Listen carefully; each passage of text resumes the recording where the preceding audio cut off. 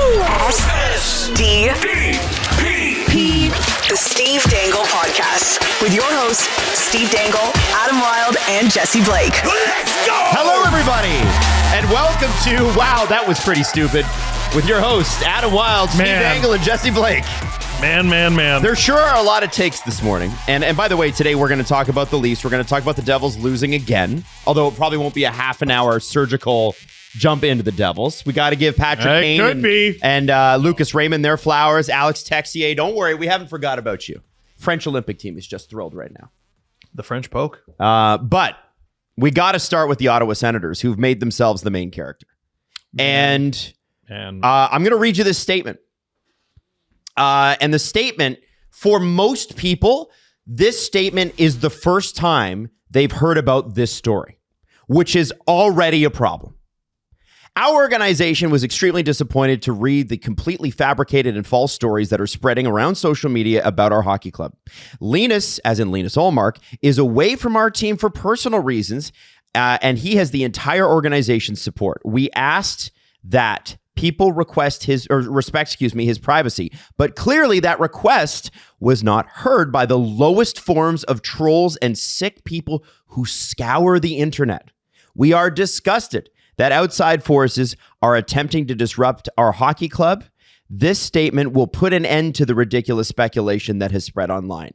And unfortunately, the last line leads us into the first line of our segment, which is, no, it won't. Well, here. I'm going to be me, a person who does not know what this is, and you read it. Okay. You're the voice in my head. Okay. So, and go. Our organization was extremely disappointed to read the completely fabricated and false stories that are spreading around social media about our hockey club. Stop. What rumors going around social media about your hockey club? And it's the internet, so everyone is equipped to go, this one. And they have the screen cap, even though the account was deleted. And now it's on Twitter. And now it's on Reddit. And here's the thing.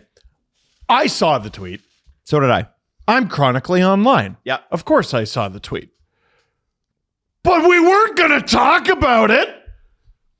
We would never get on this show and be like, hey, did you see that one anonymous Twitter account? These people exist. And anyone who's ever been on the internet for 5 minutes know these people exist. By the way, there's probably people right now who are listening to this and going, hey, where's Jesse? We haven't heard from him. And B, this statement is the only thing I know about this story. I do not know what else I don't even know what these guys are talking about. So when I read it, I was like, let's see how big it is on Twitter. And I did my usual searches and whatever. I was like, 5 likes. Hasn't really taken off. Yeah. And then I went to Reddit. I went to the Send subreddit because stuff can really take off there. There's fewer bots. And it was present, but everyone was like, this is ridiculous. And the overarching theme was, do not post about this ridiculous bullshit. Yes, of course. So it was there. Dude, these people exist by the thousands. The idea that you have to release a statement because every psycho with a Twitter account or whatever can post whatever they want is asinine. And it's Mickey Mouse. And it has made Linus Ullmark's life harder. Whatever it is that's going on. Yes. And I want to say this. It should be it's the given, it's the prerequisite. We shouldn't have to say, hey, that's a mean thing to put out there. What the fuck? We shouldn't have to do that, but there it is, but just in case. If we spend our time policing all the mean things on the internet, we die. You're going to waste your life and die eventually. You're not going to correct anything. That's how this ends for all of us. And you're going to have spent your life fighting a 1 versus a million war that you're never going to win. Last night on the stream, first thing people asked me about were those rumors in the chat. And I said, listen. Because the statement had already gone up. Nope, it hadn't. Oh, it hadn't. And the statement went up midway through the second period. And I was like, listen, and you could go back and you look at the footage. It's up there. I said, I'm not talking about this. This is players' personal lives. I'm not even going to tell you what the rumors might have been. It's not worth talking about. Like, let's move on. Because, and then I get I get Hayden in my ear midway through the second. He's like, hey, I know the game's on, but you're probably going to need to read the statement the Sens just put out. And so I read it. I couldn't believe it was real. And what became so fascinating is you watch the chat and everybody in the chat wants to know immediately what the rumors are. And like instantly, they were like, "Oh, I didn't care before. Now I care." And I said on the show, ballooned, right? Yeah, of course. It went from being something with no credibility and ridiculous to, oh my God, the Sens talked about it. And the original Twitter account that was tweeting that, I believe, was made specifically to put these rumors out. I don't think it had any other tweets. Based on what I saw, it had existed for less than 2 hours. So it's a Twitter account that was created, and a couple hours later, $1 billion hockey franchise feels the need to comment on it. Which also, and somebody made this comment in our chat last night. They said, "Listen, like if this wasn't true, you don't need to address it because things get made up all the time. The fact that they felt the need to address it makes me feel, and this is just one fan, that there's some smoke and potentially some fire there." It's not just one fan, it's 1 billion of them, and I screen capped a bunch of them. Like, you have to have a little bit of like social literacy, and this reeks of having none of it. And like, I want to carve, well, I want to carve. I think a lot of people's instincts are going to be to look at Sens PR and be like, they have no idea what they're doing. I assure you that, like, I have every faith in the world that they do. We know the guy heading it up. This came from miles above them. It was emotional, it was reactionary, and it was absolutely the wrong thing to do. And it made the lives of everyone that they were hoping to protect worse and more difficult. It's a failure. Now, it's a really, really stupid thing to do. One thing that is pretty clear here, Jesse, I don't know if you agree with this. This doesn't feel like a Steve. I know Steve Staios attached his name to this. You've seen Steve Staios in interviews. Does this sound like Steve Staios to you? No, like I think that's the next place to take it because I 100% agree with that. It's not Steve Staios at all. This comes from the man at the top, and that's Michael Andlauer. And today, after last night, I wake up today, I'm disappointed and sad for Sens fans because Michael Andlauer buys the team, and Eugene had his many troubles with the team and ran that thing the way he did, and we all know it was chaos and awful over there. And they get this new owner who's supposed to take the Sens to become a competent franchise, yes, which they weren't before. Yep. And everything's supposed to be trending in the right direction. You have somebody who's really invested in the hockey and keeping it in Ottawa and really loves this team.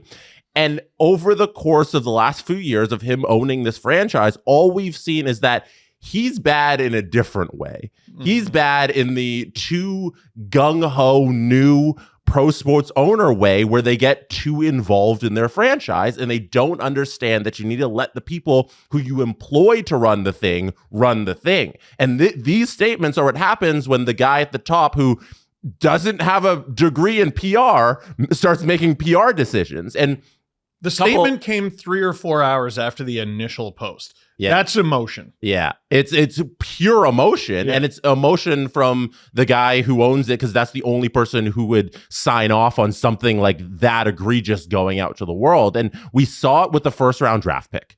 Yep. We know how to get on Gary Bettman's side, and that's by kissing his rear end. Yes. You get on his side by going behind. Yeah. And Michael Andlauer. Hamilton might have a hockey team if they just puckered up, baby. Puckered up. If Blackberry could get his shit together and kiss Gary Bettman, Hamilton might have an NHL team. Right. Hey, you know what the short form for research in motion is? RIM. Anyway. Oh my God. Oh, heaven. That's what they used to call themselves. They called themselves RIM. Oh, so you read it before you watched it. So if you got a job there, it was a RIM. Anyway. Sorry. The Ottawa, he inherited this franchise where they screwed him on the sale, telling him that this first round draft pick wasn't coming with the sale of the franchise. And okay, you got screwed on it, but you got to take your lumps because they let you into the club. Yeah. That's the price of doing business. And then you move on. But all Michael Landauer did was hammer that pick time and time again. And I have no idea why I inherited this, right? That was the line. And then trying to get it back through the media. And that's not how you do things. So we have evidence there that he's an emotional dude. And then we see things like this past summer where he literally clicked his heels while walking to the media here at the golf tournament for the Ottawa Senators. Just to show the people the footage. There's the owner. I like that. Clicking his heels. Yeah, but isn't this also the press conference where he started with, where's so-and-so? Yes. Well, I don't remember the reporter. Was it Bruce Carriok? I can't remember. Where's so-and-so? And he just starts a beef like right away. Like, brother, you do not need to do this. What are you doing? I just want you to tell me how many times you saw Edward Rogers walk up to a podium with the PR guy next to him, click his heel to the media, and then start making a bunch of statements to everybody. Listen, there are plenty of things I don't like about Ed Rogers, but my favorite thing about him is I don't know what his voice sounds like. Exactly. I have no idea what he sounds like. So it's not the clicking of the heels, which is fun. It was the beef afterwards. Good pause right there. That's, hell yeah. It's the fact that I have this footage of him doing it. Yeah. I don't want this. I don't want this statement from James Dolan telling us, oh, Chris Drury's great. I love him and everything's going fine. I don't need the owner to say anything to anybody because that's how we know they're too involved. And then we get messes like this. I'm sorry, Sens fans. It looks like you got another owner who is going to be chaos throughout his tenure unless he learns his lesson. Can we talk about a term that I don't know if everyone is aware of called the Streisand effect? Yes. So Greg Wyshynski pointed this out, and there were other Twitter accounts that pointed this out. As soon as the Sens released the statement, people were posting about the Streisand effect. The Streisand effect describes a situation in which a person or organization's attempts to suppress information leads to greater attention to the information than it would have received otherwise. Not surprisingly, the term was named after singer Barbra Streisand. Now, ironically, I don't know why it's named after Barbra Streisand. Her house. But her house? Yeah, there was like a controversy with her house, and then she posted about it, and everybody's like, oh, what's this controversy? Oh, what's the controversy about your house? Yeah. Like, listen, this got posted about, it did start to spread. People were going to talk about it and it was going to be out there, but there are so many things that are on the internet that people know about that don't have any credibility. Like, you couldn't bring this up in certain social circles and expect to be taken seriously. No. Right? Hey, did you hear about, no, I didn't. But like, who said that? And then you got to go, some random on the internet. And then you sound like an idiot. But like, so we had heard it. Like, I'm admitting that we had heard the rumor before it was posted online. Seen the tweet. Yes. Yeah, but we would never. I said that on the stream last night. I said, this has gone from a non-topic on the SDP to the number one. Well, so it gets posted about by the Sens official account, and now it is written about in The Athletic. 70, 80,000 people, whatever it is, are going to hear it on here. ESPN. It was on the Leafs broadcast last night with Darren Dreger. I didn't see it, but I understand Matt Cullen talked about it on the Sens broadcast last night. So it's on like mainstream print. And then television. I'm sure it's on radio this morning. Within 20 minutes. Oh, instant. The second it was posted, I was like, now everyone's going to talk about it. It was on the CJ show today. It was on 32 Thoughts today. Yeah, was it previous? The number one story because they talked about it. And it would have gone away if they never said anything because it was ridiculous Twitter rumor. We would have been like, hey, do you guys see that? Yeah, that's crazy. Like, we wouldn't have said it on the air. We would have said it before the show. People say all kinds of shit. Yep. And here's and it's messed up shit. So they shouldn't say it, but the world's full of shitty people. Let's talk about we know that part. We totally know that part. Not everyone seems to, apparently. So here's what did a quick poll of some people that I know in hockey. 3 different responses on the kind of guy Mike. Pierre LeBrun. I know. I Pierre LeBrun it, and I said like. Give me some adjectives. no. Give me some descriptors on Nylander for a fourth. Adam's trying to trade every Leaf now. I think every Leaf should make 15 mil. I have 15 rival GMs saying what they would give for Brady Tkachuk. No, I don't. Oh, no. No. God. What I have is just, okay, because again, I don't believe this was Steve Staios at all. And I certainly don't believe this went through Ian Mendes. And so I said, so what kind of guy is Michael Andlauer? And I got passionate, I got devoted, and I got hothead. Those are the 3 words I got back. Okay, I could be accused of all 3 of those things. Nah. But why do you hire people? You hire people to prevent you from making bad decisions. Because, listen, Michael Andlauer is a genius at what he did to become a billionaire. He's a logistics guy, created one of the biggest shipping companies in the country, was able to buy 10% of the Habs, and then was able to buy the Ottawa Senators outright. He was very good at that. But that's his lane. Yes. Michael Andlauer is not the general manager. He is not the head of PR, and he's not the number 1 center. He hires people to do all those things. And I don't see him jumping on the ice in an 8-1 loss going, don't worry, guys, I got it. 8-2. 8-2, excuse me. Yeah. Don't worry, guys. Michael's here. I'm going to put my equipment on and score. They signed a goalie mid-game. And we'll get to that. Now. And that was like the 3rd biggest thing that happened. A goalie who couldn't make it through the preseason with the Leafs. I still think he'll be fine. He'll be fine. He's got to get some time in the minors, though. Oh, well, in the although it's a lot different in January than it is in... I think if Reimer had been playing with the team this whole time, it might be different. January, I don't know. Okay. We're going back to Reimer in a second. Yeah. Okay, can we just leave it for now? Sorry. Somebody brought up in the chat last night, and I thought this was a good call. Hey, what about the Bedard Perry stuff? Now, if you remember back a couple years ago, there was the rumor about Corey Perry had his contract canceled essentially by the Chicago Blackhawks for material breach, or there was a morality clause in each of these contracts. And we all said, but like what? And a bunch of people on Twitter, it started with like one dumb rumor. It was about Perry sleeping with Bedard's mom. Yes. Which was total bullshit. And some idiot in Chicago asked him about it, Bedard about it. And they said, so the person in the thing said, hey, what do you think about that? Could it be the Sens protecting that? And I said, it sure could. Here's the thing, though.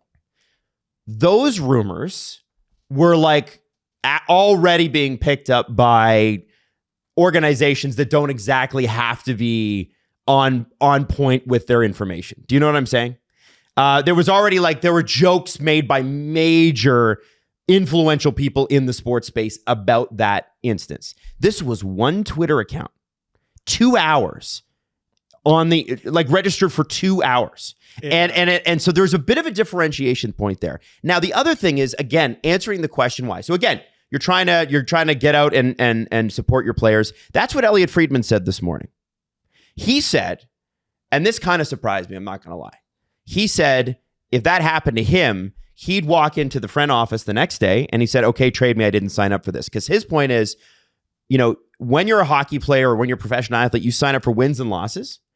And if your family is involved, and we still haven't even addressed what the rumors were because I don't even really think we need to. No. He said, if my family was involved, get me out of here. And I think Ottawa. I think that I understand where Elliot's coming from when he says that, because his belief is that's the Senators standing up for their players. But as you just said, Steve, whatever bravado or protection they think that statement might have given them, I believe it's created a magnifying glass effect or a Streisand effect. And, here's the thing in pro sports. As much as I don't want to talk about your personal life, and I said that on the air last night, I have no interest in talking about these guys' I wish I personal knew lives. less about most stuff. Yeah, exactly. Like unless it's like, here's a story about Austin Matthews' dad and how he took him to practice and waited there all day so Austin can play hockey. Here's a heartwarming story. His mom's soup recipe. People are going to cheat on people. People are going to do bad things to people in their personal life. People are going to do whatever they do. I don't want to know. Not interested. Don't care. I'm interested in, hey, the Winnipeg Jets dressing room for a few years there was pretty poisonous, and there were a lot of rumors about that. I'm interested in that. Elias Pettersson and JT Miller going toe-to-toe. Whether that was a fist fight or a yelling match, it happened. Who knows? We don't know. I still don't know. And that's an interaction between two NHL players, and you're having an NHL conversation. In an NHL conversation. Yes. I get what he's saying, that these guys these guys only sign up for wins and losses, but the reality of the situation is no, they don't. No, they don't. In every other sport. Since when is my question? I've never seen a professional athlete's private life not be a big story. Yeah. And maybe that's what they know. Maybe they're saying, I was just surprised to hear Elliot say that, because I was like, well, that's objectively not true. That's not true at all. No. We see this all the time. And why would they go in to the Senators' front office over one Twitter account registered 2 hours ago and say, get me out of here? Does that scream great environment in Ottawa? Because that to me, and I don't know. I have no insight on that. I've never heard anything bad. But if that is what it's going to take for somebody to request a trade, that's not exactly a ringing endorsement. I think, well, first of all, that's an emotional reaction. Again, I just think that is. Listen, we all seem to agree, and Elliot even brought up. People were like, why did they release this statement? They shouldn't have released this statement. Maybe that's just him trying to fish for some kind of reason for why a not brilliant thing happened. That was objectively a bad decision the Ottawa Senators made yesterday. And they did it when they were on the ice. I cannot wrap my head around that. I can't wrap my head around that. Mid-game? You could have done it. You could have done it today at the 5 o'clock news dump, right? On a Friday. Or just not done. Or just not done it. Sleep on it. I think that was the best thing. Just don't do it. What was the score when it came out? Oh, God, who knows? It would have been at least a couple ahead for Colorado, because they scored like the first 3 goals. It was ugly. Yeah. I mean, it is Colorado. No. Yeah, I know. 8-2 loss, by the way. Yeah, they did not show up on a night when they needed their team to get together and do something. And the goaltending issue in Ottawa is just disastrous. These guys have phones in their locker rooms. Mm-hmm. Like, they knew mid-game that this had come out. And I thought it was very interesting that during the game, the statement comes out and you think like afterwards, maybe a reporter will ask about it. And that's not the case at all. And no, they were in Denver.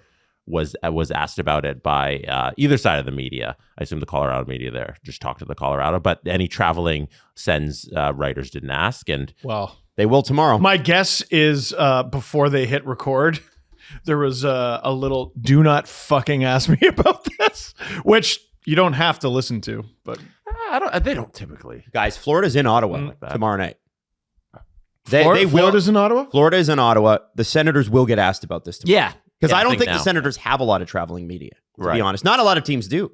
No, well, yeah. I mean, the Leafs don't even send their radio broadcast on the road. That's what I'm saying. That's the Leafs. So this is I guess where we go with this is they are going to be asked about this tomorrow. And this is where you have put a grenade in your player's lap, because Ian Mendez and the PR staff in Ottawa, from everything we've heard, are first rate. And they're going to have to, if they have to say to these guys, don't ask the players about it. The reporters have the ability to say, I kind of have to ask the players about it. And I'm not sure whether, your Bruce Garriacks, your Julian McKenzie's, your local podcaster. I always Brent Wallace. Yeah. I don't know if they're gonna do it, but it's a thing that's going to be asked. It's a thing that's going to be talked about. I can guarantee you on TSN 1200 in Ottawa today, it's the only thing they're talking about. There are far more salacious rumors out there. Absolutely. All kinds of guys. There's more salacious shit in court documents, Stephen, that people have just forgotten about. Yeah, like I think generally you leave it alone unless it's in the locker room or court. Yeah. Again, like, not to repeat myself over and over again, I cannot believe they did this.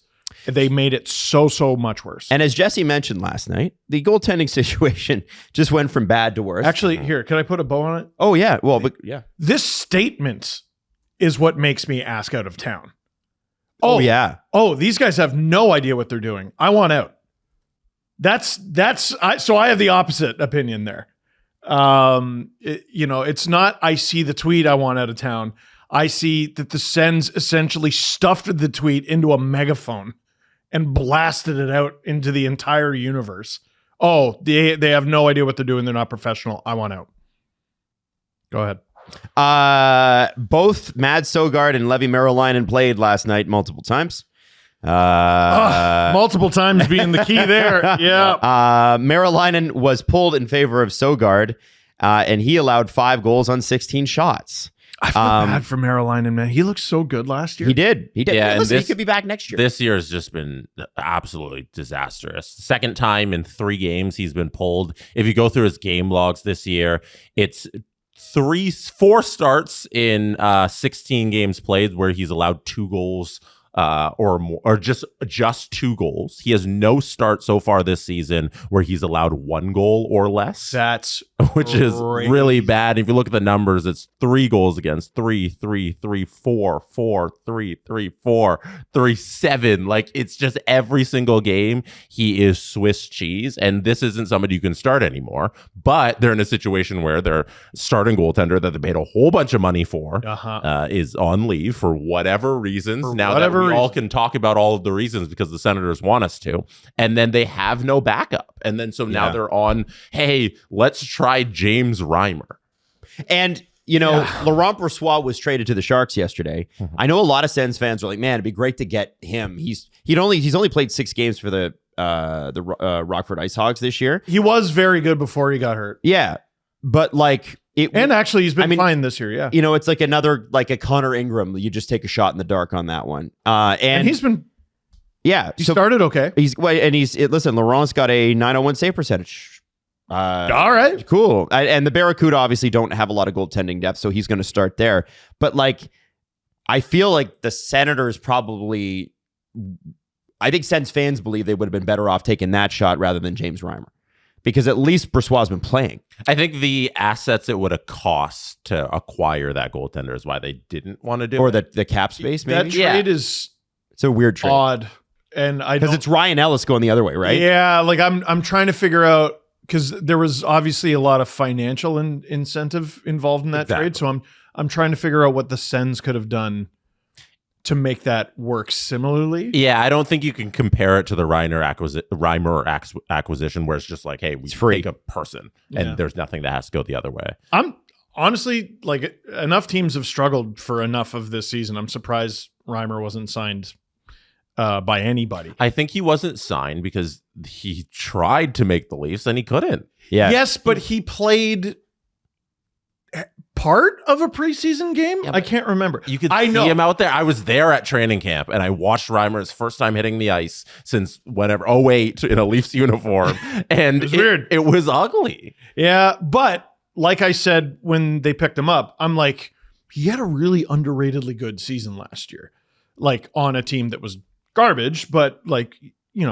what I'm saying is, you could do a lot worse. You could always do worse. Of course you could. you could put me in there. Yeah, there you go. I like how we both immediately went to that's me. the default. Yes. Steve. So they got Hunter Shepard, who they're just throwing in there. Well, Hunter Shepard doesn't really have much of an NHL track record. His AHL numbers are great, but I could tell you a list of Leaf guys who I saw in the AHL. I'm like, they're going to be great. Oh no. Oh heavens. Reimer has an immediate NHL track record, or a recent NHL track record of last season, but it's January. If they or anyone had done this in September or October, I would have been a lot more supportive of, hey, this could work. Oh, frig, man. January. That's tough. And I think for them, the idea would more so be, if they can ramp up Reimer, get him into some sort of playing ability quickly, and then you get that long break for the Olympics, maybe he also gets a month here of just practice time. But it's a month until then. Yeah, it's still a month of like get him into some games and try some. So that tells me that Linus is not. They don't believe Linus will be back quick. Who knows? It's a shame because he was in the building the other day and they talked about that. Yep. Yeah, I don't think they know or he knows when he's coming back. Wow, how Leaf of them. I think. Listen, you got to do what you got to do. I'm sure they've scoured the goaltending market and can't find anything. Like you almost wonder if they would have been like, man, we should have taken a swing at Georgiev. You know what I mean? Like just somebody, anybody. But you think when you sign a goaltender for 8.25 for 7 years, 8 years, you think, oh, we're good. Plus, we got Marilainen, and we'll be fine here. This part of the lineup is taken care of. Heading into the season, I never would have second guessed the Sens goaltending. No, it's kind of a good situation. You have a goalie who you pay a lot of money to, because he's been very good over the course of his career, and a young guy who also looks like he's very good. Yeah, great. He should be good. Great. I looked at it. I mean, the guy Linus had just won a Vezina. Like it's a great, 2 years ago? Yeah, like it was to me. I was like, oh, that's a great deal. That's great. Sure, great. You kept it under 9. Good for you. Hooray. Like, that's awesome. Oh, okay. He hasn't been very good. Okay, well, we'll lean a little bit more on the kid. Oh, he's just as bad, if not worse. Oh, let's lean on Mads. Can we get Mads in the? Oh shit! Yeah, like it just feels like it kind of snuck up. Well, think about how I mean, and not to make it about the Leafs, we are going to the Leafs next, but think about how easily that could have been the Leafs and almost was, right? I mean, they could have been anyone. Caden Primo was awful here, and then Dennis Hildeby could have been last year. Dennis Hildeby. Oh, he just happens to be this year. Dennis Hildeby. Like I kind of laugh sometimes when people talk about like an organization's lack of goalie depth. Like, if you get 2 injuries, you're screwed. Everybody. Pretty much. What do you have? An elite? Do you have an above average NHL goalie as your third stringer? No? Probably no? Well, then you're boned. Well, look at the Lightning. Everyone's boned. Lightning with Jonas Johansson, and he's their backup. Right? Yeah. Yeah. And who's it after him? I've no idea. Take your team. Okay? All right, now take out the top 2 goalies. How you doing? Everybody except for Carolina is in trouble. Do that for 2 months. How you doing? How have your fortunes changed? Probably not for the better, right? Now, a little question to wrap it up with them. Justin Peters, I believe it is the Sens. He's either the director of goaltending or their goaltending coach. I've seen some Sens fans talk about him just because no goalie is performing well. Do you put anything into that? Or no, not really. No, that seems silly. Is this just one of those seasons that's like, I mean, someone posted, they're like, if you need any more evidence that this season is stupid, look at this. And they showed me Philip Grubauer having one of the best save percentages in the NHL. Yeah. And I'm like, all right, so I guess none of us know anything. If we're talking about a potential Brossoit trade, no, that doesn't even make sense. I'm trying to figure out how the Sens could have. That's okay. Here. Yeah, we don't have to. That's their job. Yeah, that's their job. That's their gig. No, like why is Seattle trading him at this point? I don't know. No, that's all right. He's good. Now I'm out on the Sens making the playoffs. I think we should. I'm out. I don't know. Are you actually fully out? Yeah. They're not a playoff team this year. They're a mess. They're trending down. Sens fans. Like, it was 1 year, fun ride, and this year's a step back. I still think. I mean, they could still go on a hot streak like the Sabres. They are. I think the team is too good to be this bad, but the goalies are part of your team, and they don't have them. Yeah, no, I haven't seen them play good enough hockey for any stretch of this season. Is Andrew Hammond still playing? Give him a call. Get him in there. We need someone to go 21-2 or whatever. We want to tell you about something really special, the Little Native Hockey League, and it's a tournament March 15th to 19th. The Toronto Maple Leafs Indigenous celebration game is this weekend, January 10th. And if you've never heard of the Little NHL, it was born in 1971 out of a painful reality, which is First Nation children and youth were being shut out of tournaments because of anti-Indigenous racism. Rather than accept the exclusion, a group of determined people came together to create a space for these kids to play, belong, and shine. And from those humble beginnings, they started with 17 teams. There's now 270. Wow. Which is pretty darn cool. So today it's much more than a hockey tournament. Obviously, it's a celebration of talent, but also resilience and unbreakable pride in the First Nations community. It's a testament to perseverance. And last year for the 2025 Little NHL tournament, as we said, 270 teams, 707 games in 4.5 days over March break. I do not envy whoever is in charge of planning. No, Your scheduling that? Excel work must be like top notch. Yes. I don't envy them, but I respect them. Yeah. Yes. Oh, yeah. Wow. So as the host First Nation, Wikwemikong Unceded Territory is looking to not only build awareness of the tournament, but elevate Indigenous youth athletes and strengthen development pathways within Ontario. This year's theme is empowering girls and women. And obviously, we've got a link to it right now in the description of this episode. But you should check out the Little NHL. I think it's pretty darn cool. BetMGM is an official sports betting partner of the National Hockey League and has everything for the action on the ice. Leafs and Canucks tomorrow. Steve's not even going to look, but I'm going to ask you guys. Anytime point getters, one for the Leafs, one for the Canucks. Jesse, I'm starting with you. I'm going to make Steve do that stupid thing with his headphones a little bit longer. This is a tough one, but I think I have to go. I hope he's in the lineup. Max Sasson. Ah, what a great name. Max Sasson gets a point for the Canucks. And on the Leafs side of things, JT. John Tavares. JT. All right, I like solid. that. I think it's a solid guy to pick because he's always solid. We don't want a Max Assassination. Adam, who's your picks? For me, it's going to be I want to pick a guy, but I'm not going to pick him because I think Steve wants him.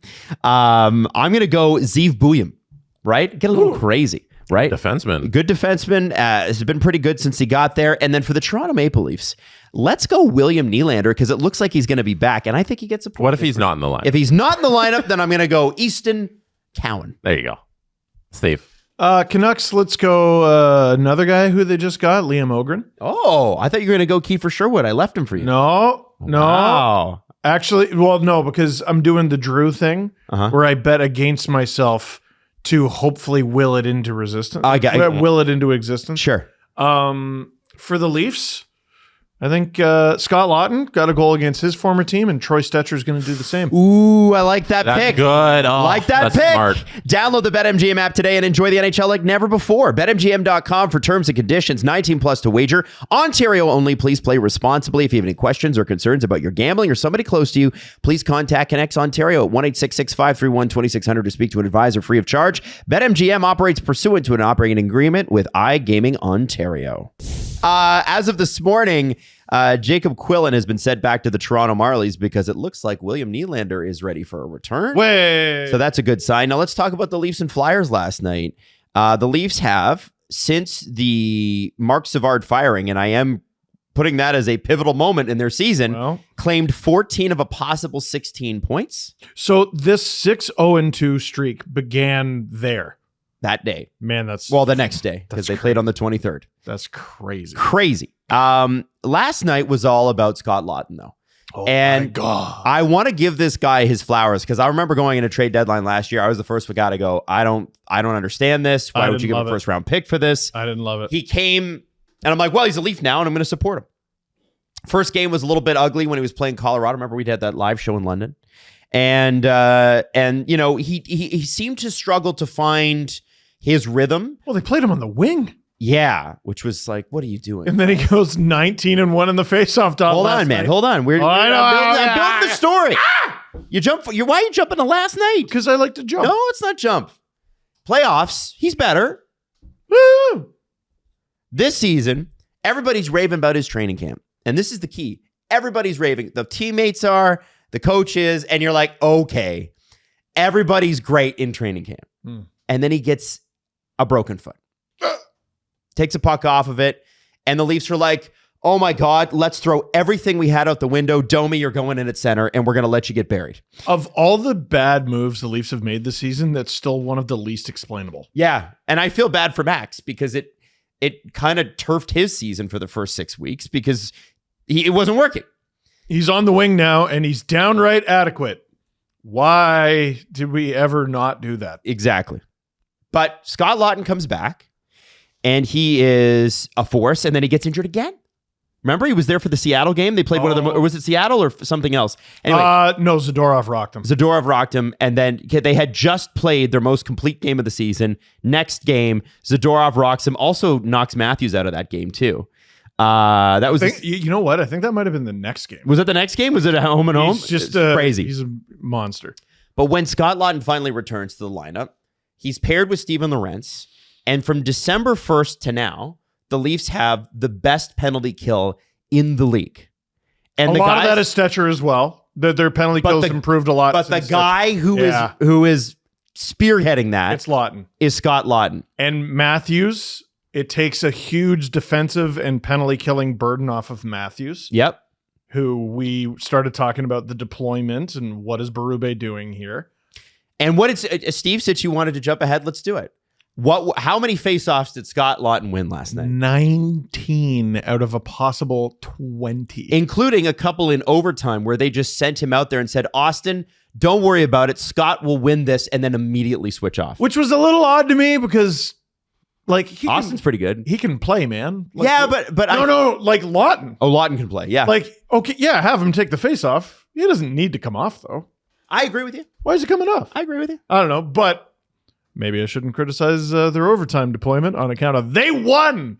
So missing in that is a shorthanded goal by Scott Laughton. And the Leafs, by the way, I have to tell you, both teams, I think, played some pretty stingy defense. I think if you were to look at both teams on paper, the Leafs are unequivocally the more talented team. I was really, really impressed with the Philadelphia Flyers. Yeah. I think that's a team, like I know Flyers fans aren't going to love maybe my characterization here. That's a team without a real superstar. Zegras is a star in Philly, but he's a point-a-game player. He's not a 100-point player. Right. That's not a superstar. Yeah. Yes. I understand what you're saying. And so Michkov has that potential. Yeah, he's just got to show up to camp in shape next year. Well, it's hard to catch up mid-season. I gotta be honest. As impressed as I was by the Flyers last night, I did not notice that kid a whole hell of a lot. No, yeah. Exactly. And so what I'm really kind of blown away by is a couple of things on the Flyers. There's no way they make that Zegras trade if they'd hung on to Tortorella, right? No chance. Oh my God. And Can you imagine? Watching the Flyers last year felt like hockey, somebody trying to play hockey 20 years ago. Watching the Flyers last night felt like a team that was ready, prepared. And what do they always say about Easton Cowan? It's the motor, right? He's always got a motor. He's always skating. The entire Flyers roster has that motor. They were stingy as hell on defense and were up 1-0 up until that Scott Laughton goal. They were up 1-0 for like 35 minutes. It was crazy. And, it's funny, like as good as the Flyers were in that regard, that was one of the Leafs' better defensive performances as well. I liked Berube after the game, those little locker room videos they do. He was like, we didn't give him shit all night.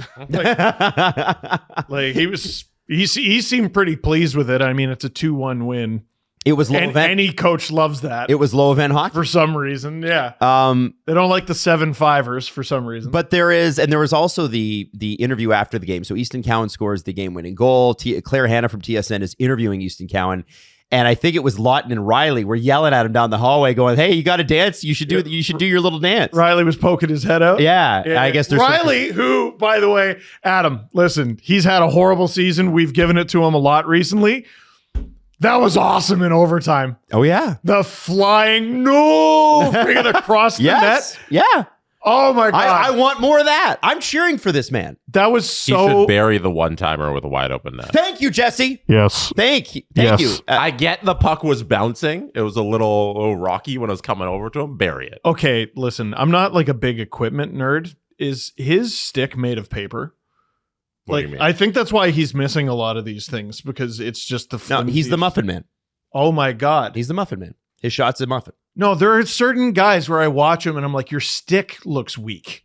Not you. You look fine. the equipment you use looks like a rubber hose. That was Domi last year. I wonder if he changed his stick. Remember, I was like, stop shooting. You think can't. he's playing with a pool noodle? Yeah. I was like, which we tried. Imagine playing NHL games like that. What are you doing? Jesse's absolutely right. That was a cool play in overtime, though. He's got to bury that. But that was rockstar shit. And it was what was amazing about the Tavares play in overtime. John Tavares plays that like a guy who knows exactly what Rasmus Ristolainen is. Ristolainen and Lawton got into it earlier because Risto lined him up pretty good and crushed him. Yeah. And Lawton wasn't happy about it. Risto was on for both Leaf goals. But what Tavares did, I almost said Tortorella, was he was like, I know Ristolainen's going to commit to me. I'm going to draw him in, and I'm just going to hold and hold and hold. And it took until he was about 3 or 4 feet away from the net. And Ristolainen, for whatever reasons, like, I'm just going to dive now. I need to know what Flyers fans think of Ristolainen now. They gave up far too much for him. I know he makes a lot, but it's been kind of a while since he was in the constant complaint category. Look at this. Like he gets him. Why does he commit there? Why does he commit there? And look at Risto has no idea where Cowan is. None. Because when Tavares makes this play, so if we go forward a little bit here, watch. Risto does not shoulder check Cowan one time. Why do you go down there? You're not blocking a passing lane.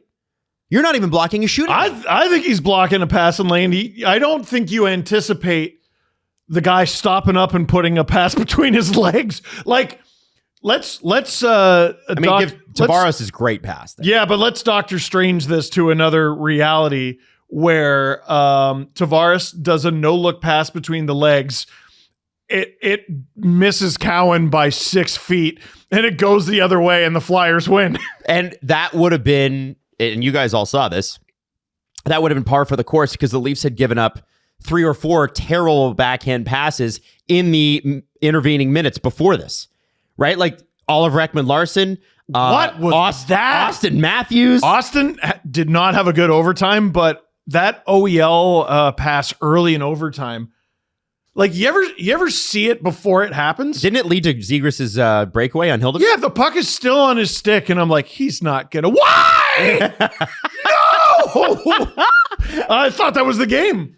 But Hildeby saved it. Man, I gotta say, Zegras' box office. He's fun to watch. He's a riot. Like you could tell Philly's his home. I had the wrong read on him. I was like, that's a Flyer? Really? That's a modern Flyer. Yeah. His face. I could do it without it. Jess. That's why he's great. Jess, you're down at the rink. One moment for the screen grab of Morgan Riley. Oh, okay. Yeah. Look at this guy. You never doubt his effort. Never once do you doubt his effort. That's a great play. Yeah. Oh, great play. Holy Moses. That's cool. Jesse, you're down at the rink all the time. Should have gotten an assist. You talk to these guys.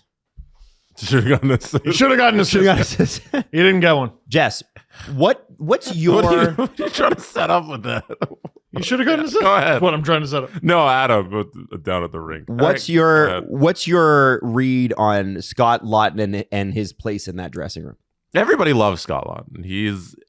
He's more fun than he gives the media, for sure. Like he's the prototypical glue guy, they'll call him around there. But yeah, he's an energy guy in the locker room for sure. I was talking about it on the stream last night. I was like, listen, anybody at this point that claims to be a Leaf fan that doesn't like Scott Laughton, and I hear Hayden in my ear go, they're score sheet watchers. They're not watching the game. And so Hayden's a Wild fan. And he's like, and because every time I mention him, you get a couple people in the stream going, yeah, but he's only got 6 goals, 7 goals or something like that. I'm like, okay, so you're not watching it. Okay. Yeah. You've told me you're not watching the games regularly. I know that you're not. This guy is a dog. And what's been amazing about the Leafs this season, in a really tough season, is this is the best center depth I've ever seen them have. And this guy is the 4th line center that they've been looking for 10 years. I'd love to know what the Leafs record is with Laughton in the lineup. I don't know how you look that up. It has to be the best record of anyone on the team. has to, other than Steve Sullivan, who has not lost in regulation yet. But he's not in the lineup, is he? It's Lawton or Stetcher. I guess it's got to be Lawton. I think. Well, I mean, they've been at 106 point pace since Stetcher was claimed, something like that. Is it really? Yeah, it's high. So here's 13-8-4 with Lawton in the lineup. 13-8-4. I am very surprised it's not better, but I mean, they're not in a playoff spot and haven't been all year. So any winning record of any kind that's pretty good. And he was in the lineup when they lost 3 straight to the Caps, Nashville, and Dallas. So and then it was actually 4 of 5 games because they lost that Edmonton game before that in between a Chicago win. So he was in there for quite a bit of the losses. Watch, it's like Phil Myers or something. Like he's like he has the best record or something amongst like that. The players. Yeah, it's just a dumb stat or whatever. No, Lawton, you know why he's such a good fourth line center? Yeah. He isn't. Well, he isn't. He's not a fourth line center even kind of. And they don't use him like one, right? No, they don't. So I think most nights it's Wah, who I also really like because he's also not a fourth line center. Like, okay, I'm not talking about the Leafs right now. I'm talking about these players individually. So get them in a Leafs uniform out of your head. Okay. We know you can win a Stanley Cup with Nick Waugh as a depth center because he's done it. You can win a Stanley Cup with Scott Lawton. Someone can. It may not be the Leafs. Let's be honest, it probably isn't. But someone can. Someone can 100% win a Stanley Cup. People win a Stanley Cup every year with depth centers, third and fourth line centers who play like Scott Lawton. Every single year. We've not had that. The depth person that can rise to the occasion on that level. Mm-hmm. It's not happened. So, and I also think, by the way, Nick Waugh's look good. That Nick Waugh line with Robertson is always creating something. Robertson, I love Robertson. Easton Cowan with all his heart.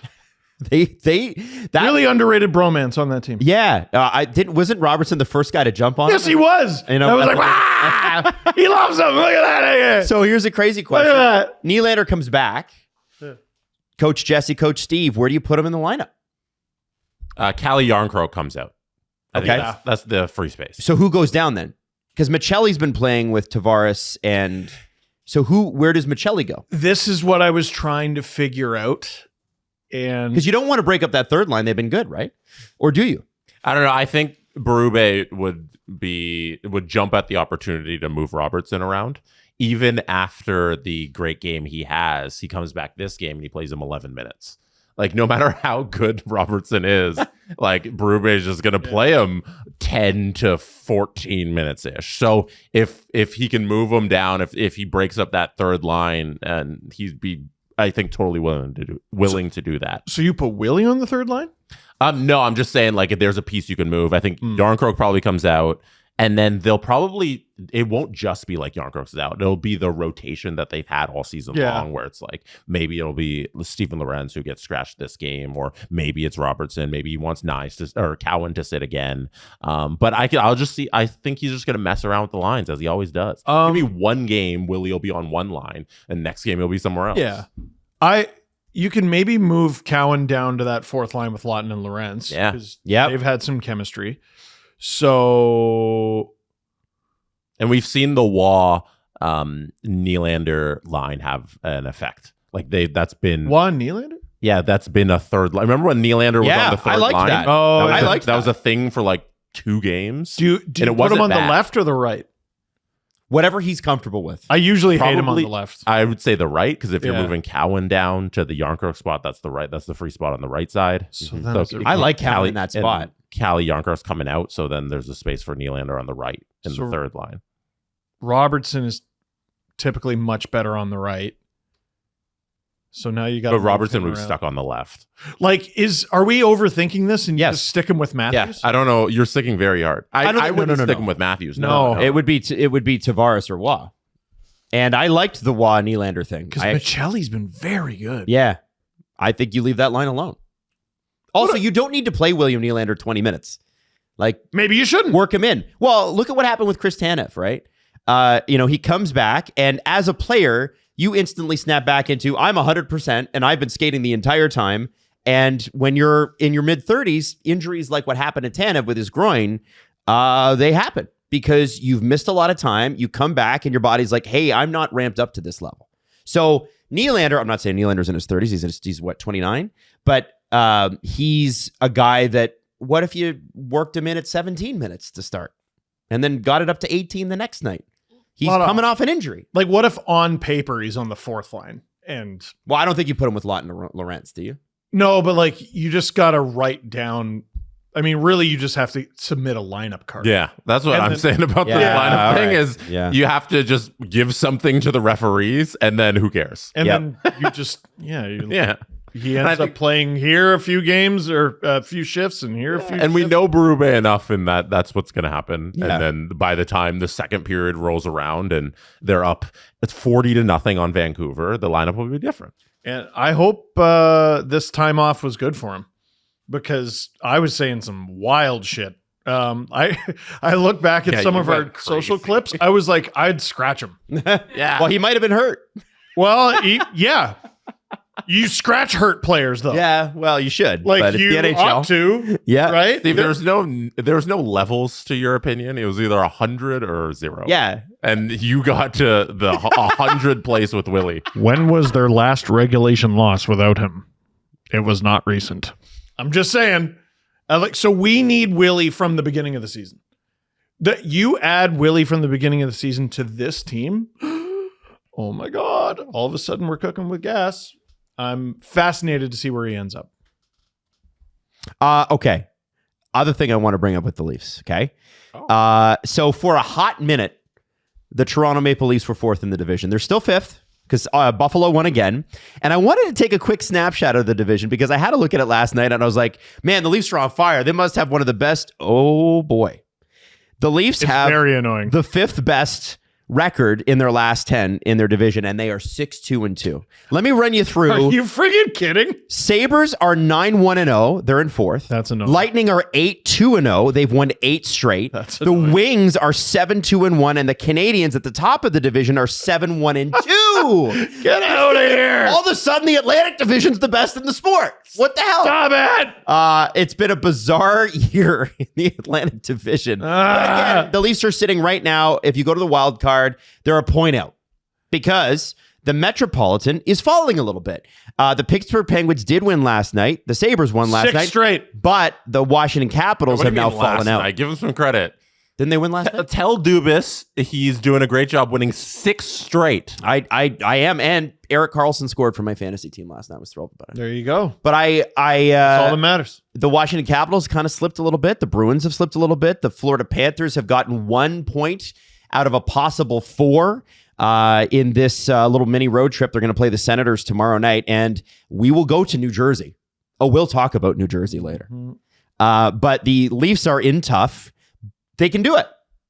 For anybody that was doubting him, yeah, they can make the playoffs. Here, wait, sure. Zoom out and show every team in the Eastern Conference.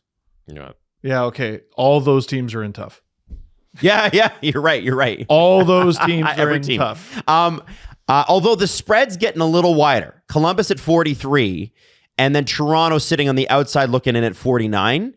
That's a bigger spread than 6 points a month ago. Well, and look at the bottom of the division. 1, 2, 3, 4, 5. All 5 teams at the bottom have lost at least their most recent game. Yep. You're definitely right about the spread. And January is every other night for most teams. It's a buzzsaw. So you gotta do it now. Hey, this episode's brought to you by BetterHelp. Now listen, this time of year, maybe you got a little downtime over the holidays, maybe not. Because sometimes people will be like, yeah, the holidays, it's a bit of a misnomer. That's more of a cram the family down the throat time, and I did not feel rested afterwards. Whoa. But if you got a minute to kind of readjust and go, you know what, I want to look after this area of my life, BetterHelp could help you. Sometimes it helps to have a third party look at your life and go, yeah, you could work on that, and here's how. You ever like sorting things into jars? Sure. Sort your feelings and thoughts. Into the right jars. Into jars. All right, Steve, you've been to therapy. Name your jars. No, I'm kidding. Fear. Dread. Catastrophizing. If you can relate to that, by the way, therapy could help you. And 30,000 credentialed therapists are currently available on BetterHelp.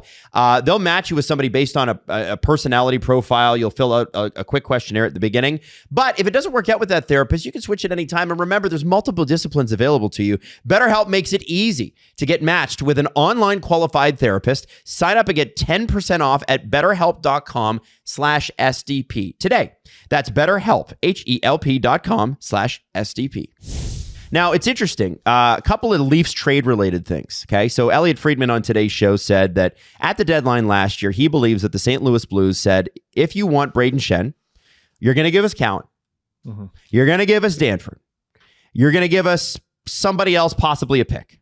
Probably a higher pick.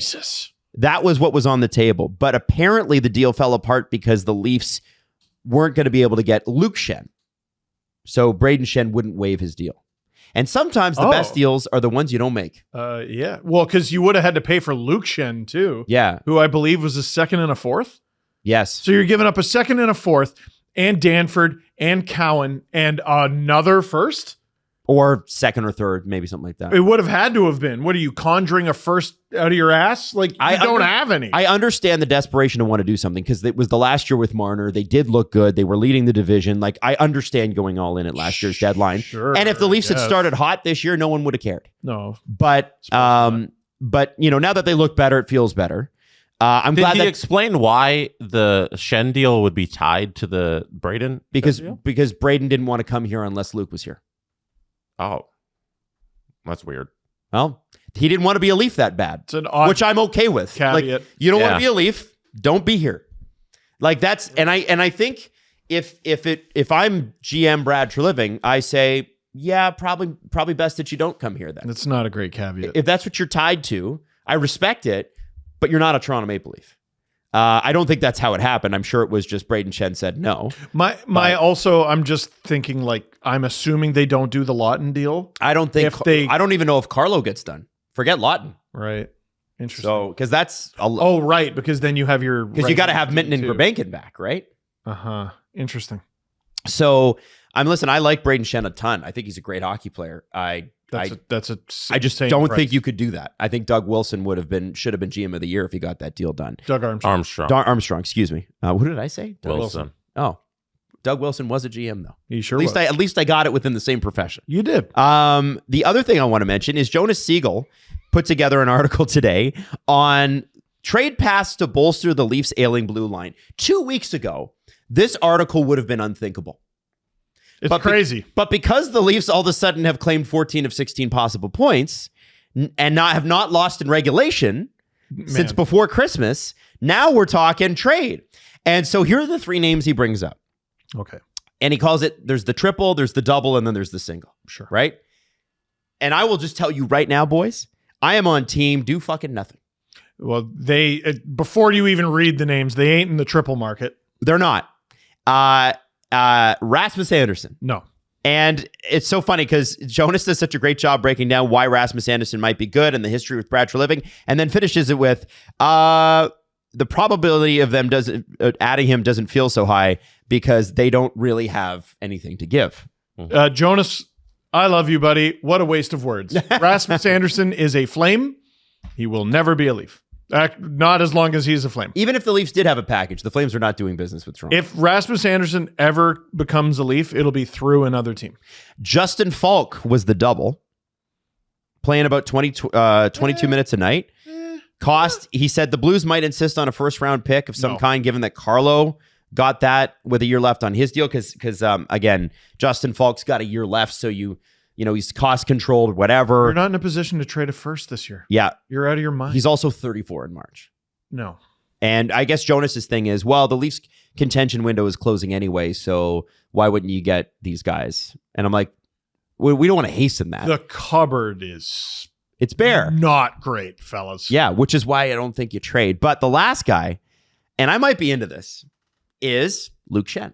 I saw that. I'm kind of into it. And what does Luke Shen really cost you? It's not a second and a fourth. He's being scratched by the last place team in the league. which is maybe why you shouldn't get him. But like who's You're going to tell me, so Luke Shen to me has got to be an upgrade on Philip Myers. Philip Myers. That's who he's replacing, right? Yeah. Which is why I'm okay with trying it. And this time, though, I would say to Luke, if we're going to do this one more time, you can't sign in Nashville this offseason. You have to stay here. And I don't know that you take Luke Shen and play him with Morgan Riley the way you did 3 years ago, because 3 years ago is an eternity. It's a very long time. But I do kind of like the idea of Shen coming back, staying here as a depth piece for maybe the next 2 seasons, and then becoming like a defensive coach. One thing that, Steve and Jesse and I saw in San Jose in spades was former players walking around, teaching other players how to be great NHL players. Remember, it's a super young team. Couldn't believe how many. Nabokov, Thornton, Marlowe, Ricci, Boyle. Who else is there? Like all the studs basically from their big Stanley Cup run. Greer's the GM. Exactly. They're all there creating a great culture. And the Toronto Maple Leafs are like, oh, you don't play for us anymore? Get the hell out. Another guy I want to see in a role like that is Chris Tanev when he's done. Oh, sure. Like, I love that Chris Tanev is here because I want Chris Tanev to take Ben Danford aside and go, I'm going to make you into me. And it's going to take a few years. I like seeing him in the locker room last night. He was another guy who made a cameo in that video. He flew down. I think that's a good sign, isn't it? Well, the Leafs used to not allow that. That's right. If you were injured, you couldn't be around the team. That's a Lou thing, and I want to say it stuck around, but I'm not sure. Yeah. So now what you're asking for is what Jake Muzzin did.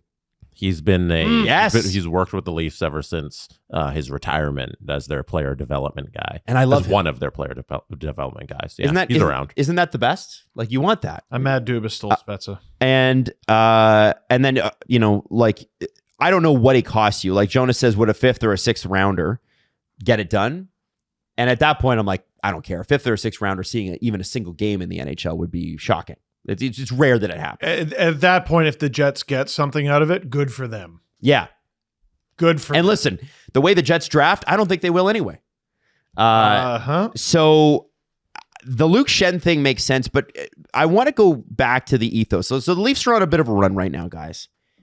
Why would you make a trade at all this year?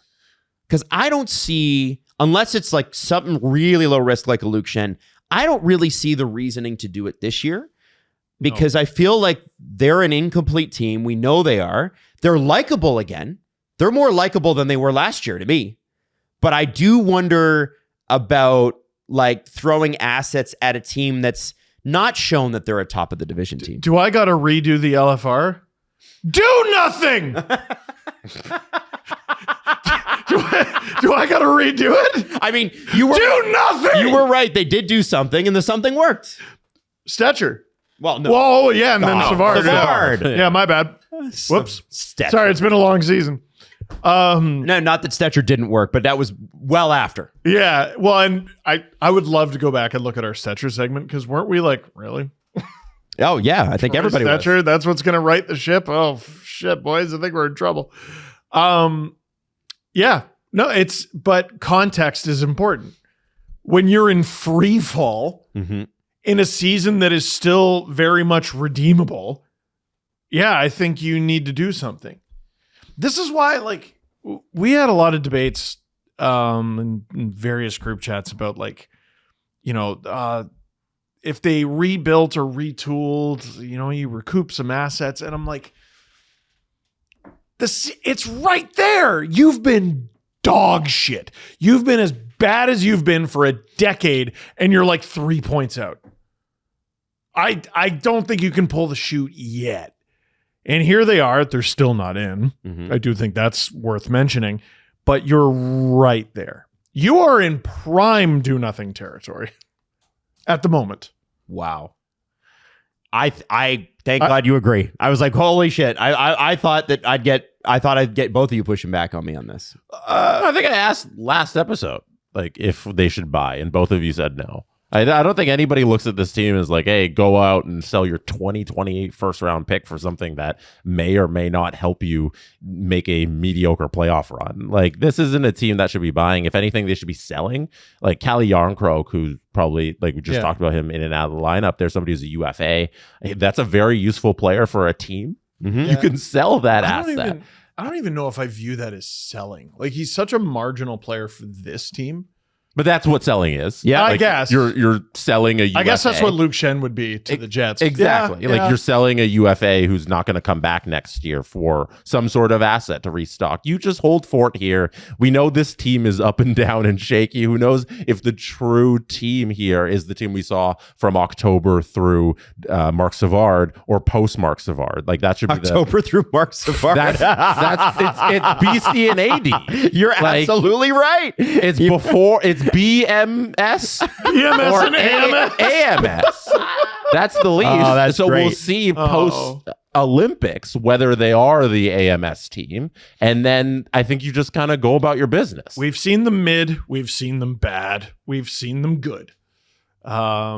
We still have time to figure out which one of those three things they are. Now, if they don't lose a game from here till March 7th, trade deadline, sure, they go 20-0. Yeah, maybe you buy Ryan O'Reilly.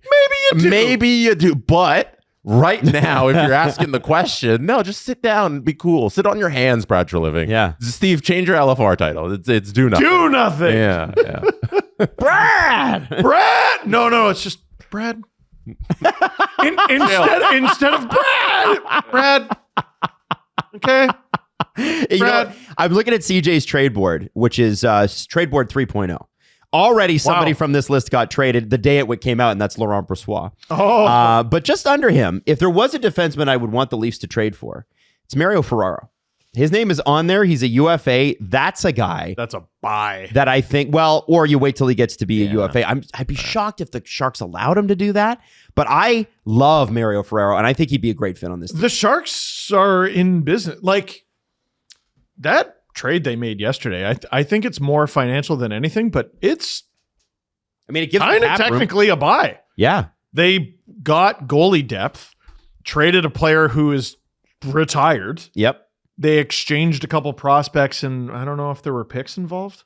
Yeah, they sent a fourth to the Blackhawks. It's a $4 million contract, isn't it? Or $5 million or something? It's a big contract. It's a financial move with a sprinkle of soft buy, right? Like, why do you go out and get goalie depth? Well, you have every intention of winning games. If you're tanking again, you don't do that. You're just like, we're losing. So what? Mm-hmm. No, you want to win. And it's a busy league. Like there's a lot of teams, but it's probably gone unnoticed that as good as Askarov has been at the beginning of the season, he's been as bad as that now. That's how bad he's been now. Thank you.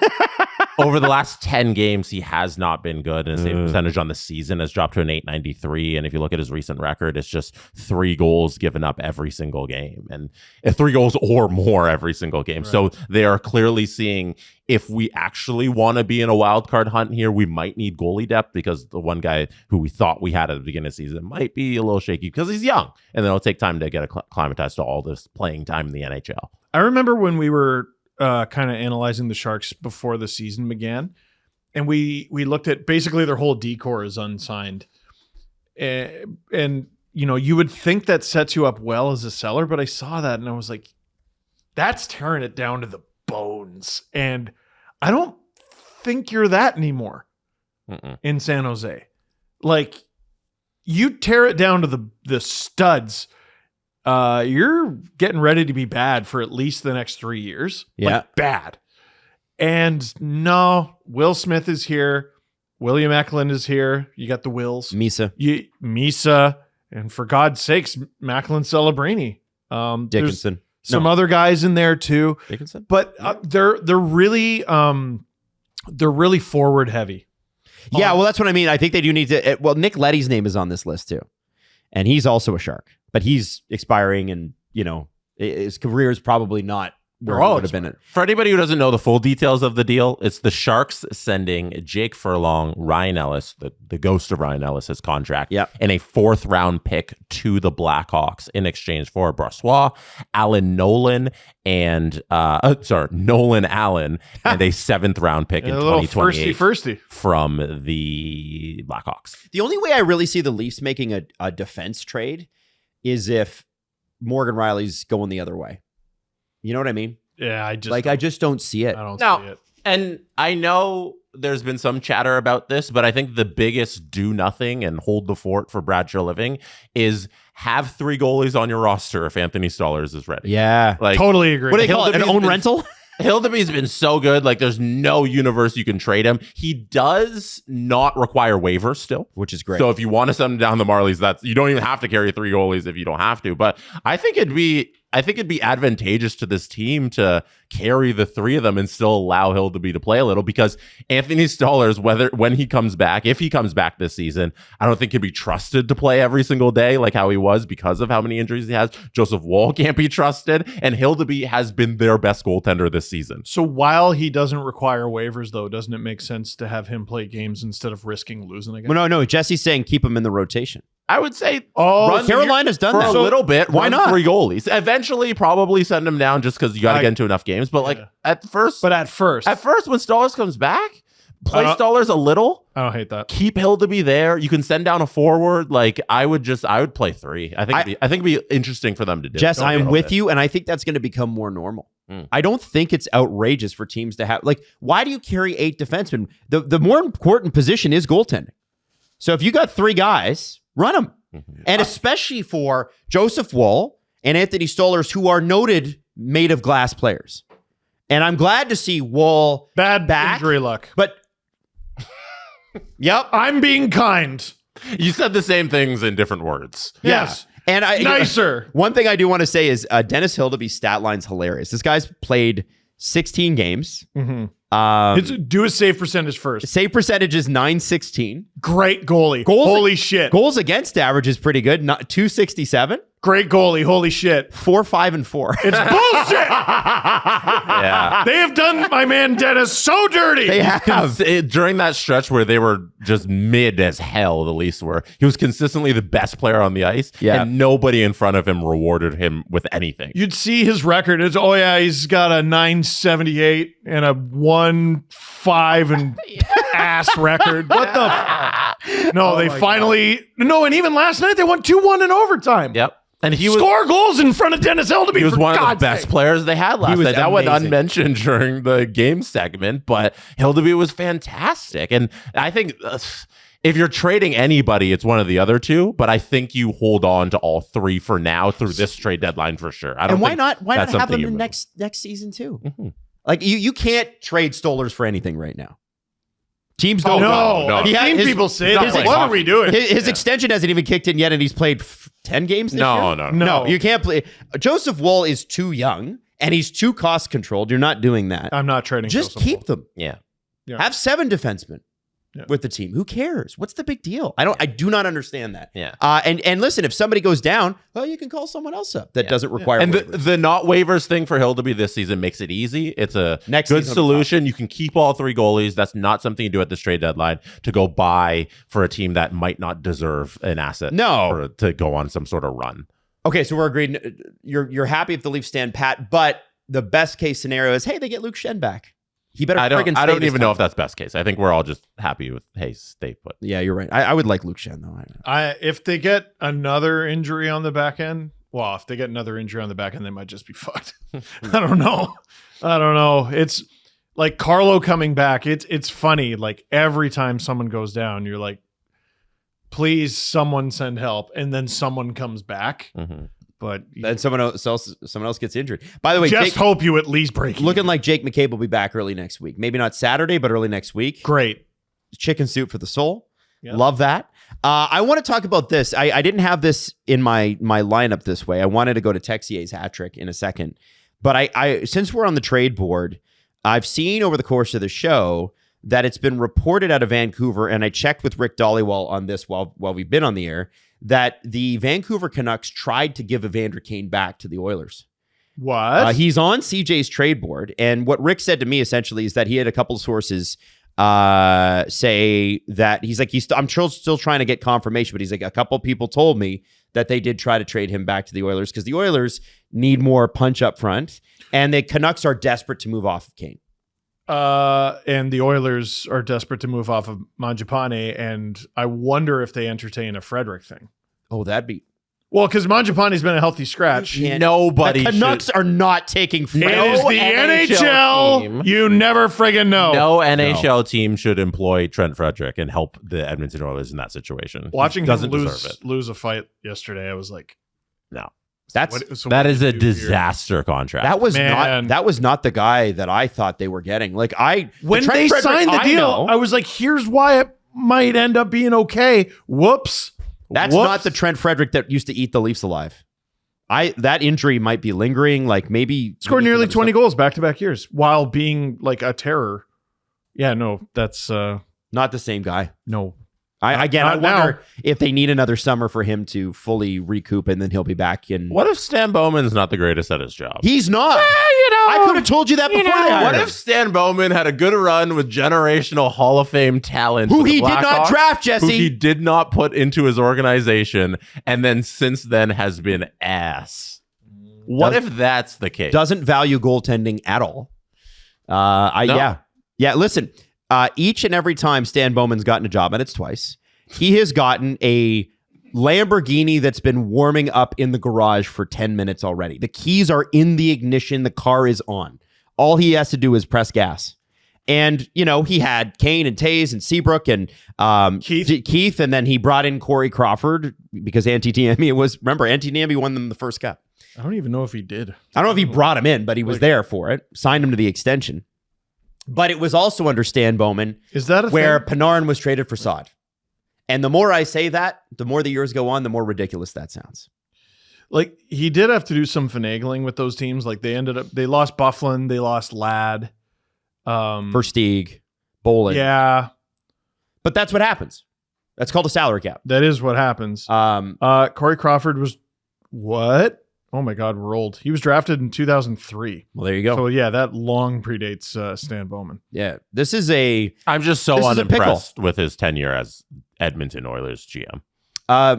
So if you're the Edmonton Oilers GM, Jesse, what do you get Evander Kane back? It worked here before. No. He's got a year left. No, I haven't seen Evander Kane play good hockey yet this season.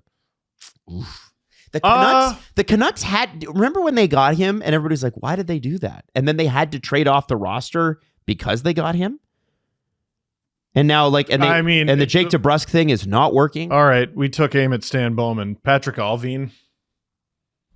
Well, man, when that management group took over, everybody's like, man, they're geniuses. Patrick Allvin. And there's the AGM who was Lafreniere's agent. Oh, she was in there. Emily Desjardins? Castonguay. I think it is. I thought it was Desjardins. Is it? Might be Castonguay. Okay. Anyway, French name. That group is not looking hot right now. That group's not looking good. And I feel like we got to have a conversation. I know Canucks fans are already having it. It is Emily Castonguay. I'm stupid. Where do they go from here? You brought in Evander Kane to be a difference maker, and you tried to give him back to the team that traded him to you. You made room for this player. Is Andrew Mangiapane going to complete the Western Canadian road trip? No, he might. Maybe it's him for Kane. I think the Oilers getting Evander Kane back makes more sense than the Canucks keeping him. If that, for sure. I'm just not sure that they're going to do it. Maybe Cap's part of it, but yeah, you're right. Mangiapane would have to go the other way. It's very hockey. Hey, you're a person I know. That's the requirement. That's it. Last night, the Montreal Canadiens beat up on the Florida Panthers 6-2. They are first in the division. And the guy who was bought out by the St. Louis Blues less than 2 months ago, Alex Texier, gets a hat trick. He is an Olympian, by the way, for Team France. And he is the only current NHLer on that roster. Bellemare is also on that roster, but he's not playing in North America right now. I have to say this too. I did kind of find it funny that Marchand, poor Marchand, was not good to go after that Bobby McMahon sort of mix up. Well, so I saw some Habs fans, they wanted him in this game because of the Matheson hit. Do you think he was afraid? Naked and afraid. Oh, wow. No, I think he got hurt. He did. I know, I'm kidding. This Montreal team started to pour it on, huh? Dude, so Texier, just to talk about him, 1 assist in 8 games with the Blues, 14 points in 22 games with the Habs. That window, I think, might have broke off. It might just be permanently open. The young guys on their roster and the guys who aren't even there yet, they're gonna, think of what Demidov will be in 3 seasons. Dude, they're top of the Atlantic Division right now, and they're going to be there for a long time. Oliver Kapanen looks like he's pretty good. Page isn't even friggin' there. Yeah, Reinbacher hasn't played. Isn't even there. Isn't even there. Yeah. Get some saves, which Fowler might give you. Oh my God. I'm not sure what you do to stop that. Tkachuk is back in practicing for the Panthers. We know that, or I think CJ said on First Up the other day that he thinks Barkov will play a game at least before the end of the season. Nobody's worried about the Panthers, but Jesse and Steve, when's it time to worry about the Panthers? Is Tkachuk able to come back and turn this around? Marchand's had a great year. Always. Why would you ever not worry about them? What do you No, I mean like worry about, are they going to being not good? Yeah. No. Oh, I'm in far from that way. Yeah. Oh. No. Worry for the Panthers, I No. suppose. No, I'm not concerned. No? First of all, I will actively celebrate their downfall.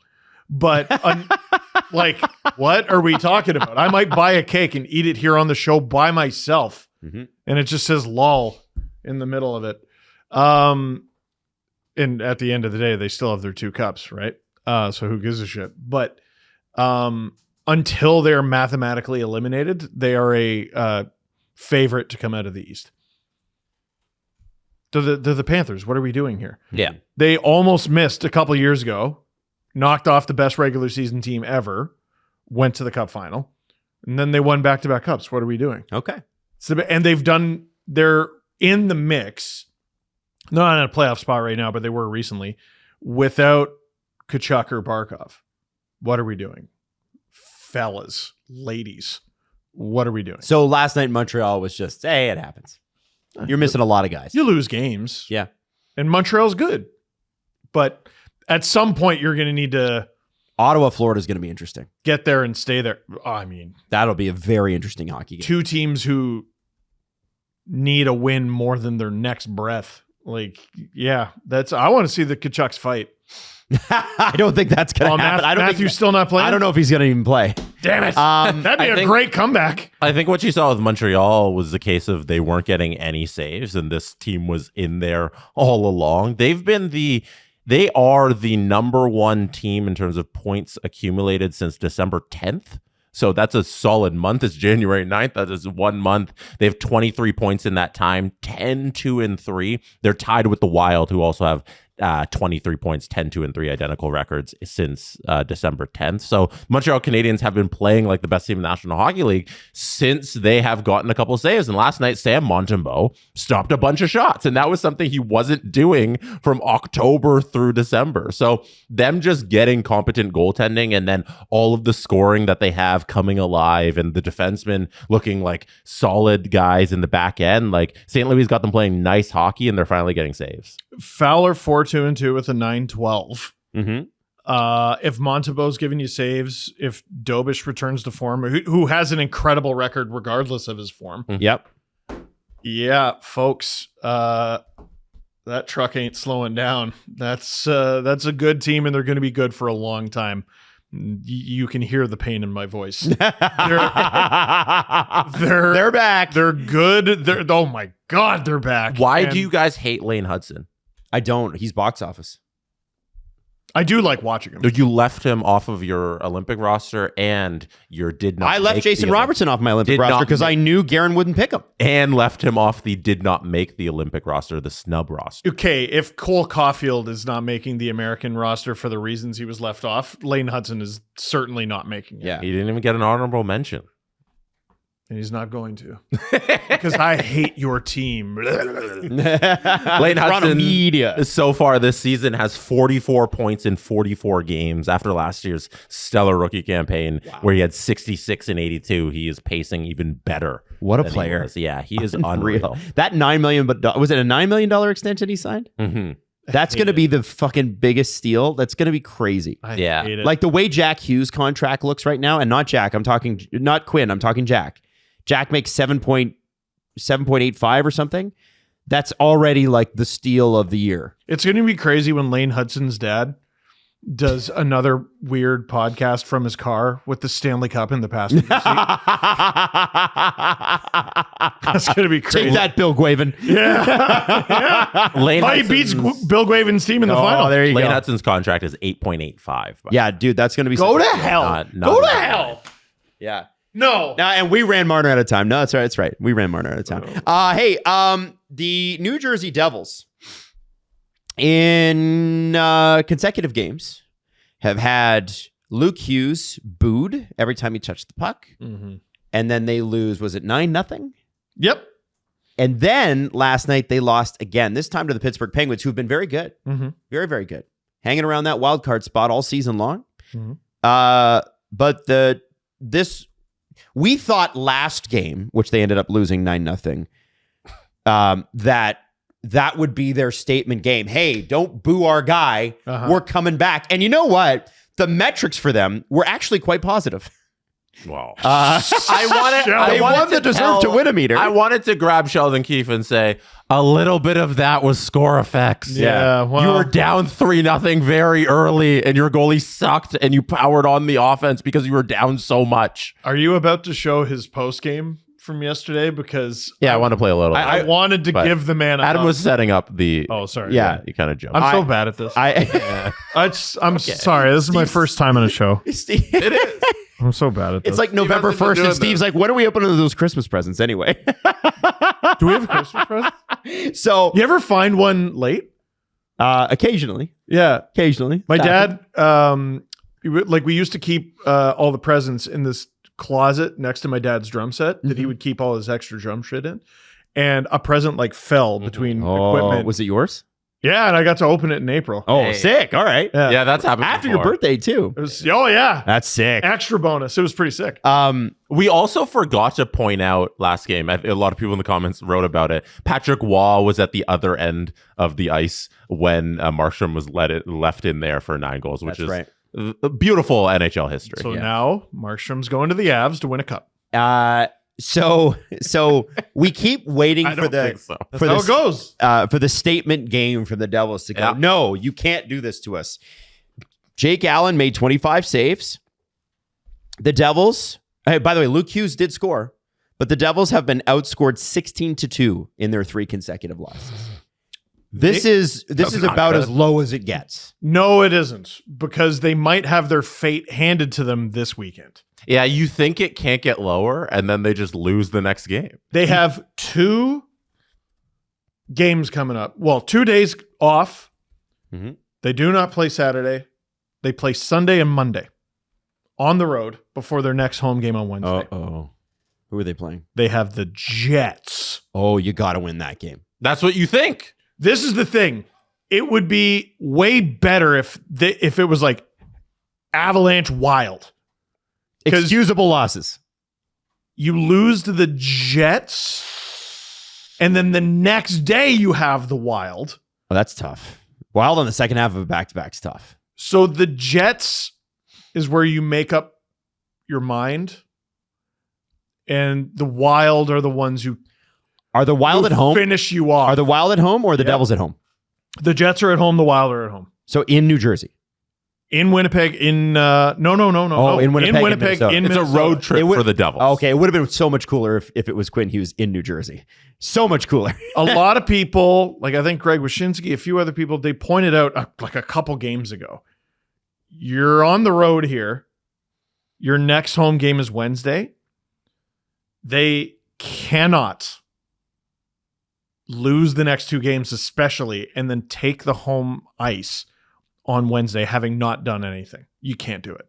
The fans will not stand for it. Now, Jesse wants to play, and I think you're right, Steve. Jesse wants to play the Sheldon Keefe thing. And here's the thing about Sheldon Keefe. The one thing he was born and bred in Toronto with is an inability to read the room when things are going poorly. Wow. I love Sheldon. I didn't expect you to just take a dig at them. So last game, he's like, oh, actually, I thought we played well. Remember? They lost 9-0. Oh, there's some things we did well, blah, blah, blah. That is the most Brendan Shanahan, Kyle Dubas, Sheldon Keefe thing I've ever heard. It was going back to, actually, you guys don't know anything. Cody Cece's been great here. Definitely a top-line defenseman for us. I think he just wanted to get out of that weird room. I'm curious, because I have not seen this, how Sheldon reads or does not read the room on this one. Defense of Sheldon Keefe. You can't light into your players when they lose 9-0. It doesn't help anything. Everyone knows their shit. They know the scoreboard. They know how they played. That's not a case where you unload and do a Sheldon Keefe yelly thing. I'm calling out Mitch Marner and then I got to retract it. You could just say, yeah, we didn't play great. No, but you lose a game like 4-3. You don't have to say you played well. You lose a game 4-3 that you should have won. While you're doing the interviews post-game, it's sinking in that you lost. I think it sunk in sometime around first intermission. So he had the second shot of the game that Markstrom let in. Yeah, like when he realized he lost. He had hours to process that loss before getting in front of a microphone. That's why he didn't seem that worked up. Yeah. All right, so here's the post game last night. Response is going to look like. Obviously, you don't get the result here, and you said it before. It's not a lack of effort or a lack of trying from your group. Just curious what your assessment is of this one here.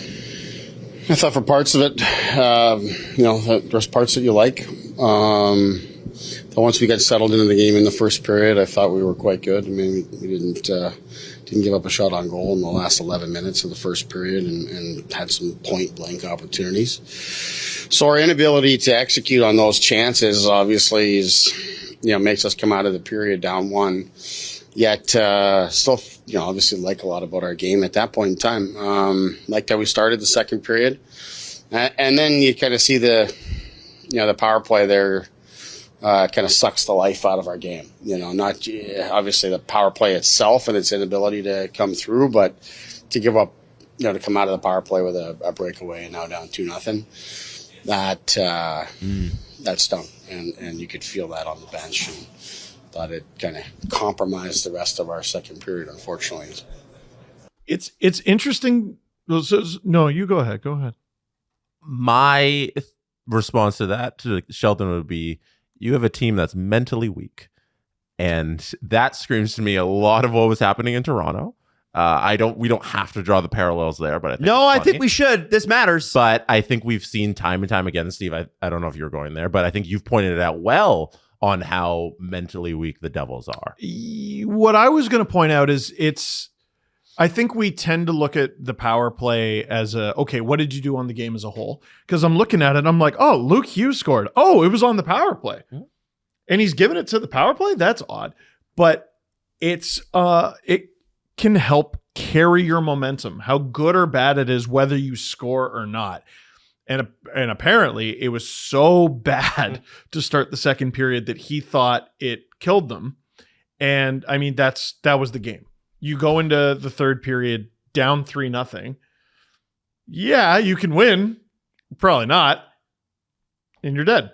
And I think some of this also falls heavy on Tom Fitzgerald I don't know if it's confirmed, but the rumors are when the Quinn Hughes drama was going on, they were looking to acquire him. He went and asked a couple players to waive no move clauses, and they didn't, or they did, and then he couldn't get the deal done, whether it's one or the other. I think the results are they don't trust their locker room right now in their organization. And I think a lot of players there might be unhappy in New Jersey. And when you're unhappy, these things happen where you fold very easily on the ice because you're not willing to fight for the other guys on your bench. To support what Jesse said, Freach said today on 32 Thoughts, it is very clear to me that the whole Quinn Hughes situation damaged their internal workings.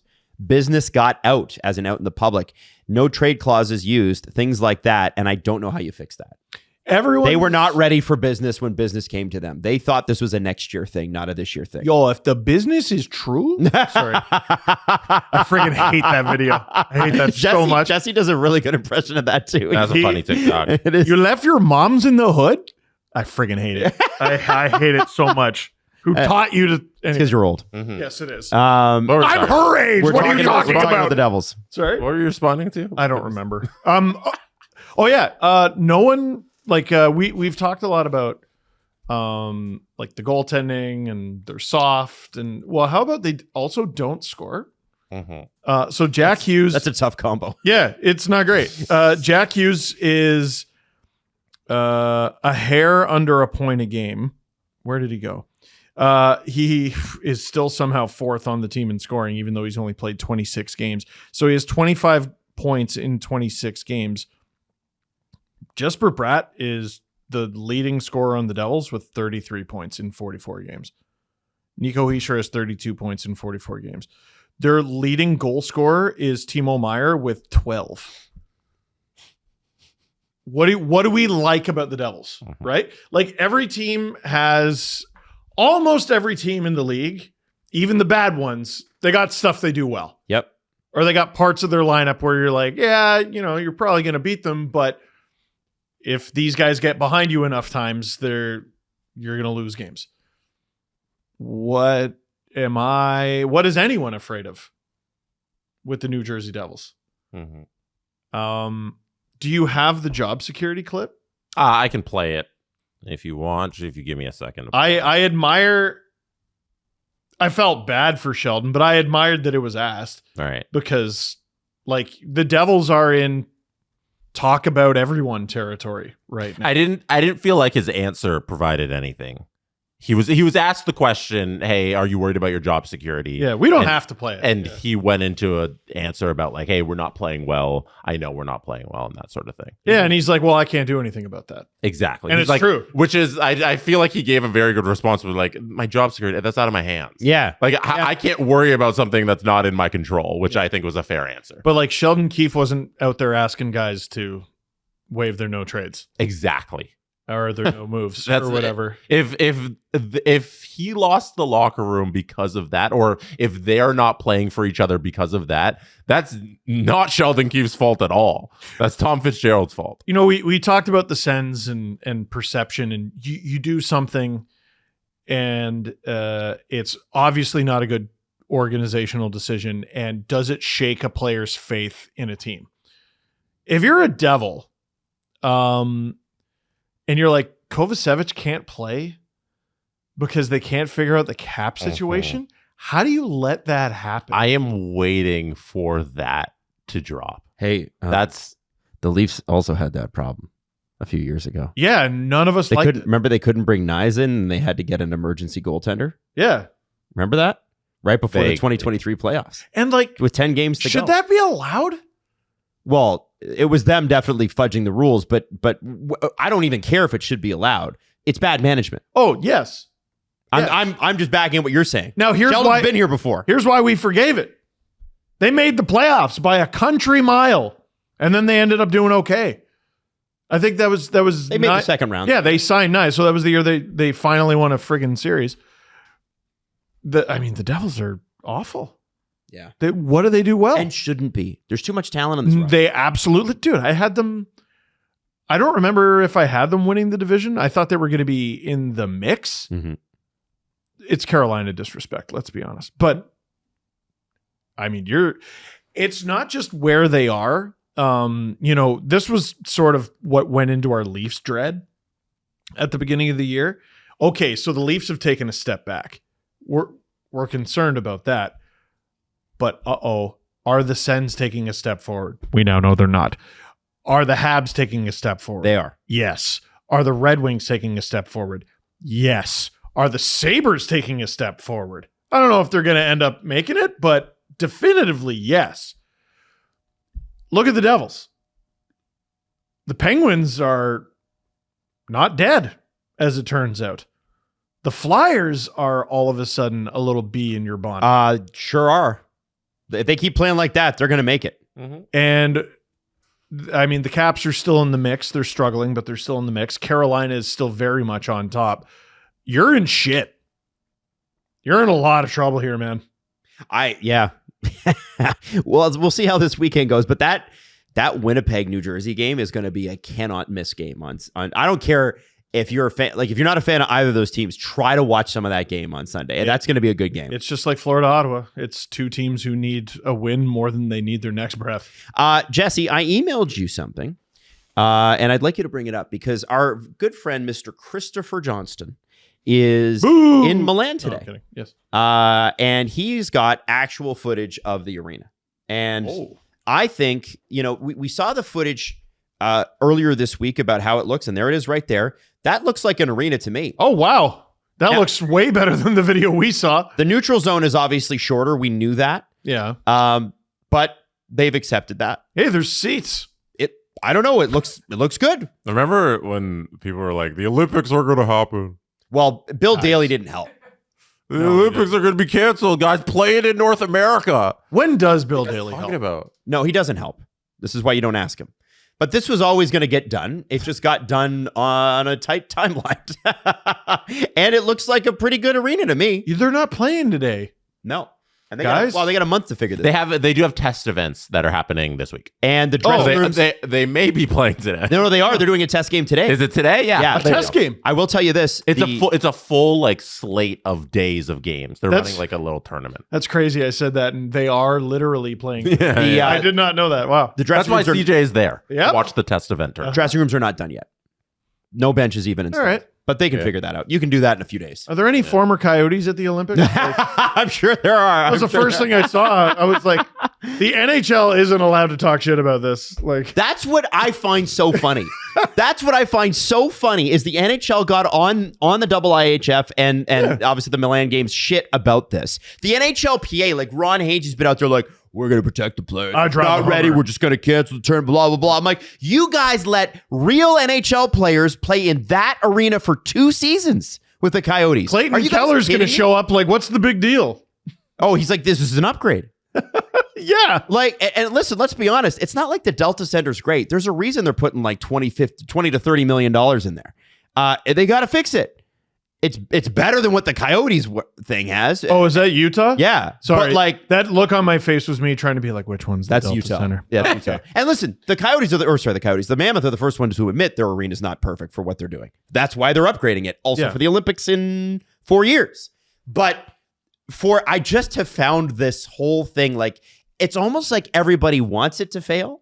Because it's hilarious if it looks like shit. But it's not actually hilarious because what we really want is a great tournament. Yes. The wrong measurements did make me go, uh-oh.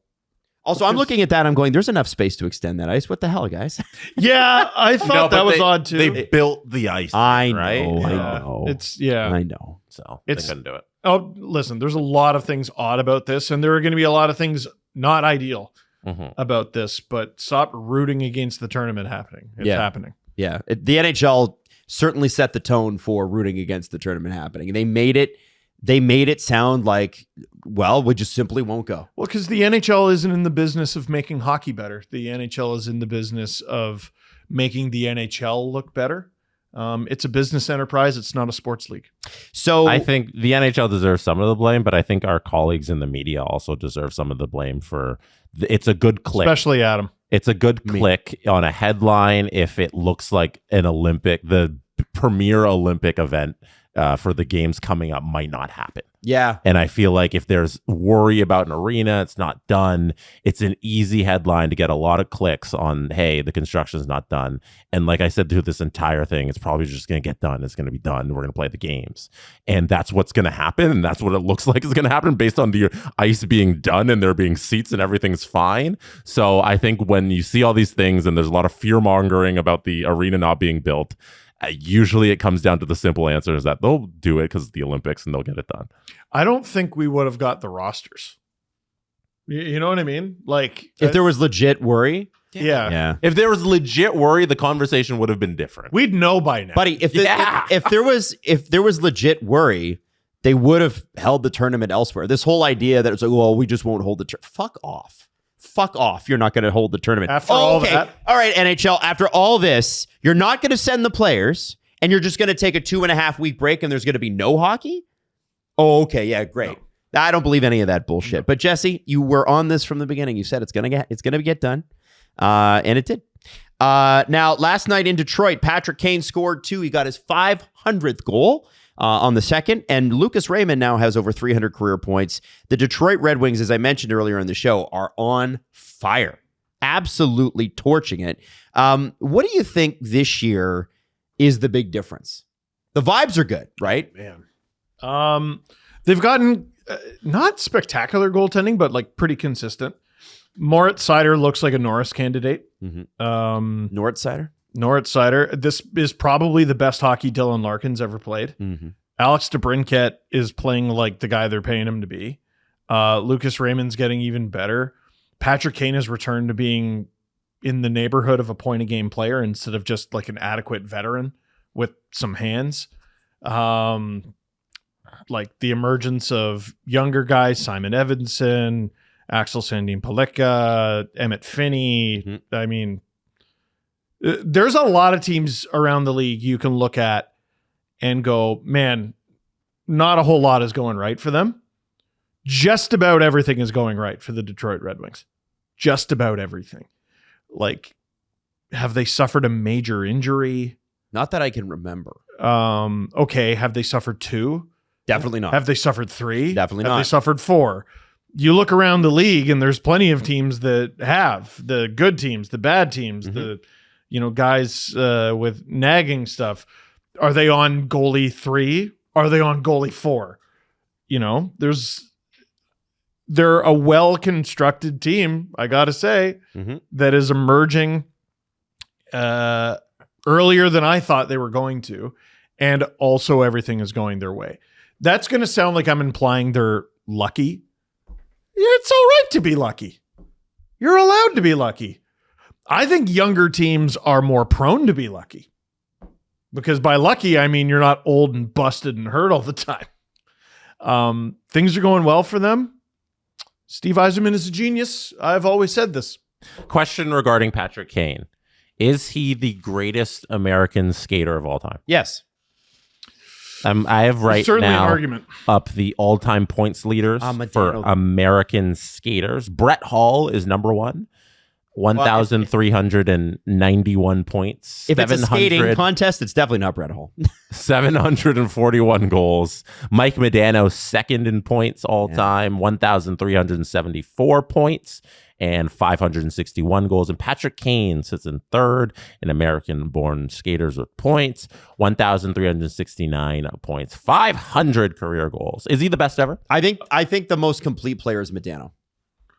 Well, Brett Hall was born in Belleville. I just want to throw that out there. Yeah, I know he represented America. He's only listed as an American because the Canadian team didn't take him in the World Cup. Yeah, but I feel like he's give me become American enough that he's considered American, right? Well, he considers himself American, so I'll give it to him. Do we ex Brett Hall because he was born in Canada? No, but some people are going to bring that up. No, and he was raised in Canada and wanted to play for Canada, and Canada didn't want him, so he's like, I'm an American now. I feel like let's call it what it is. I feel like that's fascinating for the conversation. Does he count? Yes, he counts. Hull, best goal scorer, probably best single season. He scored, I think, wasn't it? No, it was 86, I think. Yeah, crazy. He scored a shitload of goals. Isn't that the second highest ever? Gretzky had 92. Yes, I think so, and it's also the best by adjusted goals, Adam. Oh, my favorite. Best single season adjusted goals in NHL history. Deserves a score meter. You know what I saw the other day? For adjusted goals? Austin Matthews still trails Sundin if you adjust goals for era. Wow, he had 69. Not in a season, in the all-time Leafs lead. Oh, I was like, holy shit. No. Sundin topped out at like 40. All-time Leafs goals leaders in terms of adjusted for era, Austin was still behind Sundin. Yeah, that's because nobody scored. Every game in Sundin's era was like -1-0. What if they kept the record book by adjusted goals? It's the Steve Dangle record book. It would be bought by 5 nerds and no one else. Yeah, the thing about scoring is it wouldn't be a successful book. You have to do it. Yeah, right. No disrespect, Sundin was amazing. He was in an era where if you got a point a game, you were the highest paid player in the NHL. Oh my god. Like 82 points in 82 games was unthinkable.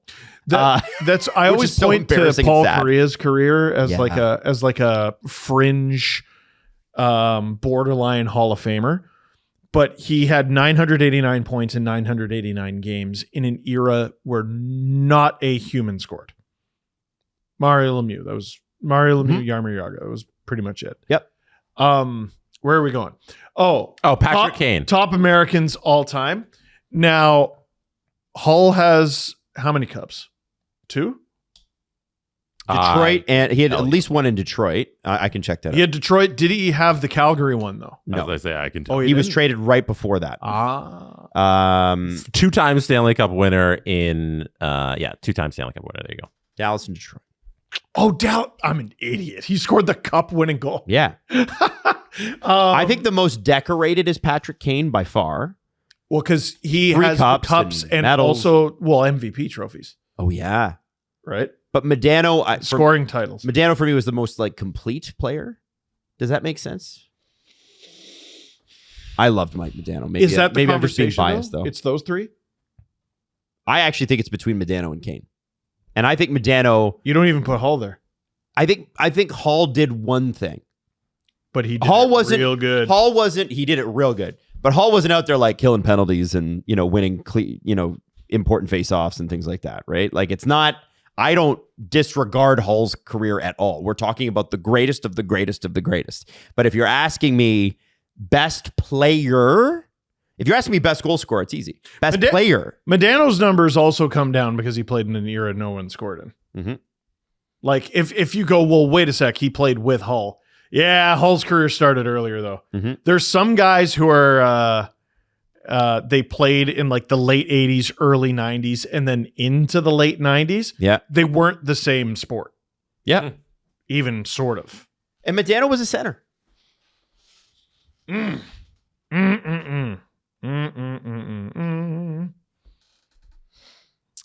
So many of the best players of all time had a Robin, Mm-hmm. And you could call Kane Batman and Taves Robin or Vice versa, whatever. vice versa. Lemieux won on some insane Penguins teams. Gretzky won on some insane Oilers teams. I kind of look at Modano and I was like, his squads weren't nearly as star-studded as theirs. He had friggin' Brett Hull on it. He did. Modano, Hull, Neuendijk, Lettinen, Zubov, Sador. Lettinen is one of the most underrated players of his era. One of the best penalty killers of all time. Damn.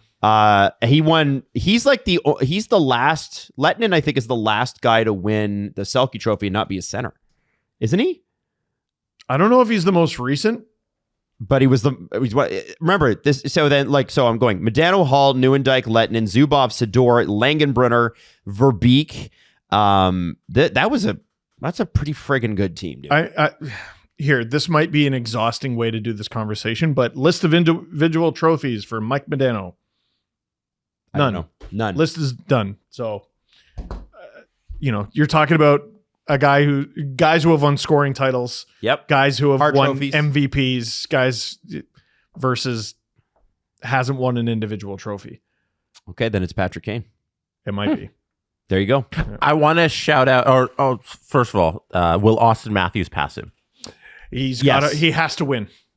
Has to in win. terms of greatness, not Has to win. Yes, that's No, you said yes when I said well. I thought you meant in points. Yeah, I mean in terms of when we're the greatest American NHLer of all time. Austin's got a lot to do. Yeah, right. win. Got a lot to do. Has to that. win. Okay. Second thing, I want to shout out Jonathan E., who wrote in about the era adjusted goals. Jonathan wrote, Austin Matthews and Phil Kessel are tied for era adjusted goals. That's crazy. Matthews is also 130 goals behind Sundin in this metric. Wow. So Jonathan sent the link to Hockey Reference where they have the era adjusted goals. And you can see there, Austin Matthews sits 64th all time in era adjusted goals with 472. Phil Kessel is actually at 473 at 63. And if you scroll up, you'll see Sundin at 23rd all time with 599 era adjusted goals. Do they have a per game average, Jess?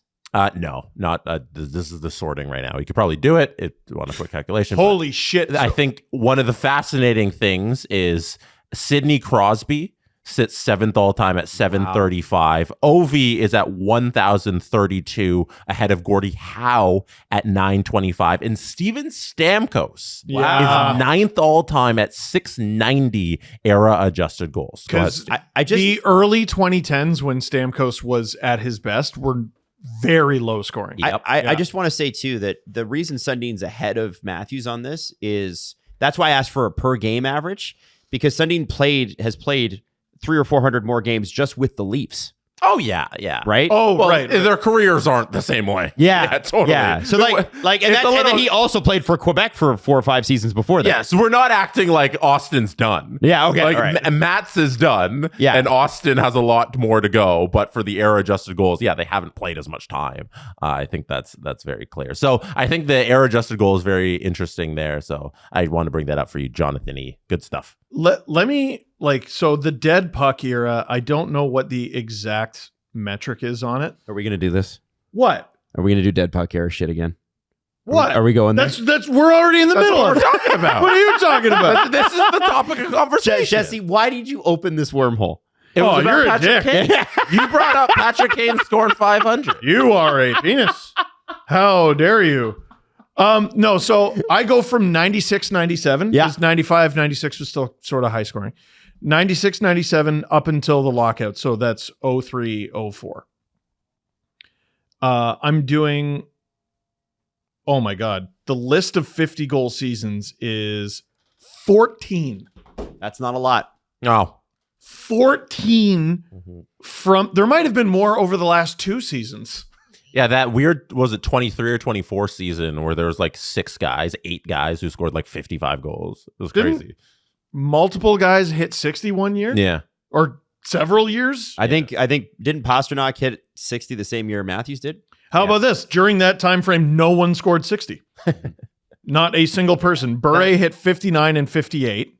They had to That's it. change the rules though because it was so boring. Yeah. That was why they changed the rules. So as silly as the error adjusted stuff is, it provides a little bit of context on that. Like hockey's changed greatly over the last 120 years. Between 96, 97 and 03, 04, the list of 100-point seasons, 11. 11. No one scored. That's why Sundin is so high. Yeah. That era, because those were his best years as a Leaf, no one scored. We have to go here. Yes, we do. I want to talk more. No. Jesperi- Let's go through some more individual. Sorry. One thing that we didn't get in, Jesperi Kotkaniemi didn't make Finland and is now being traded by the Hurricanes somewhere. They want to move him. Any thoughts? Yikes. Yeah, I feel bad for the guy. He's still a millionaire, so that's pretty cool. It's pretty cool to be a millionaire.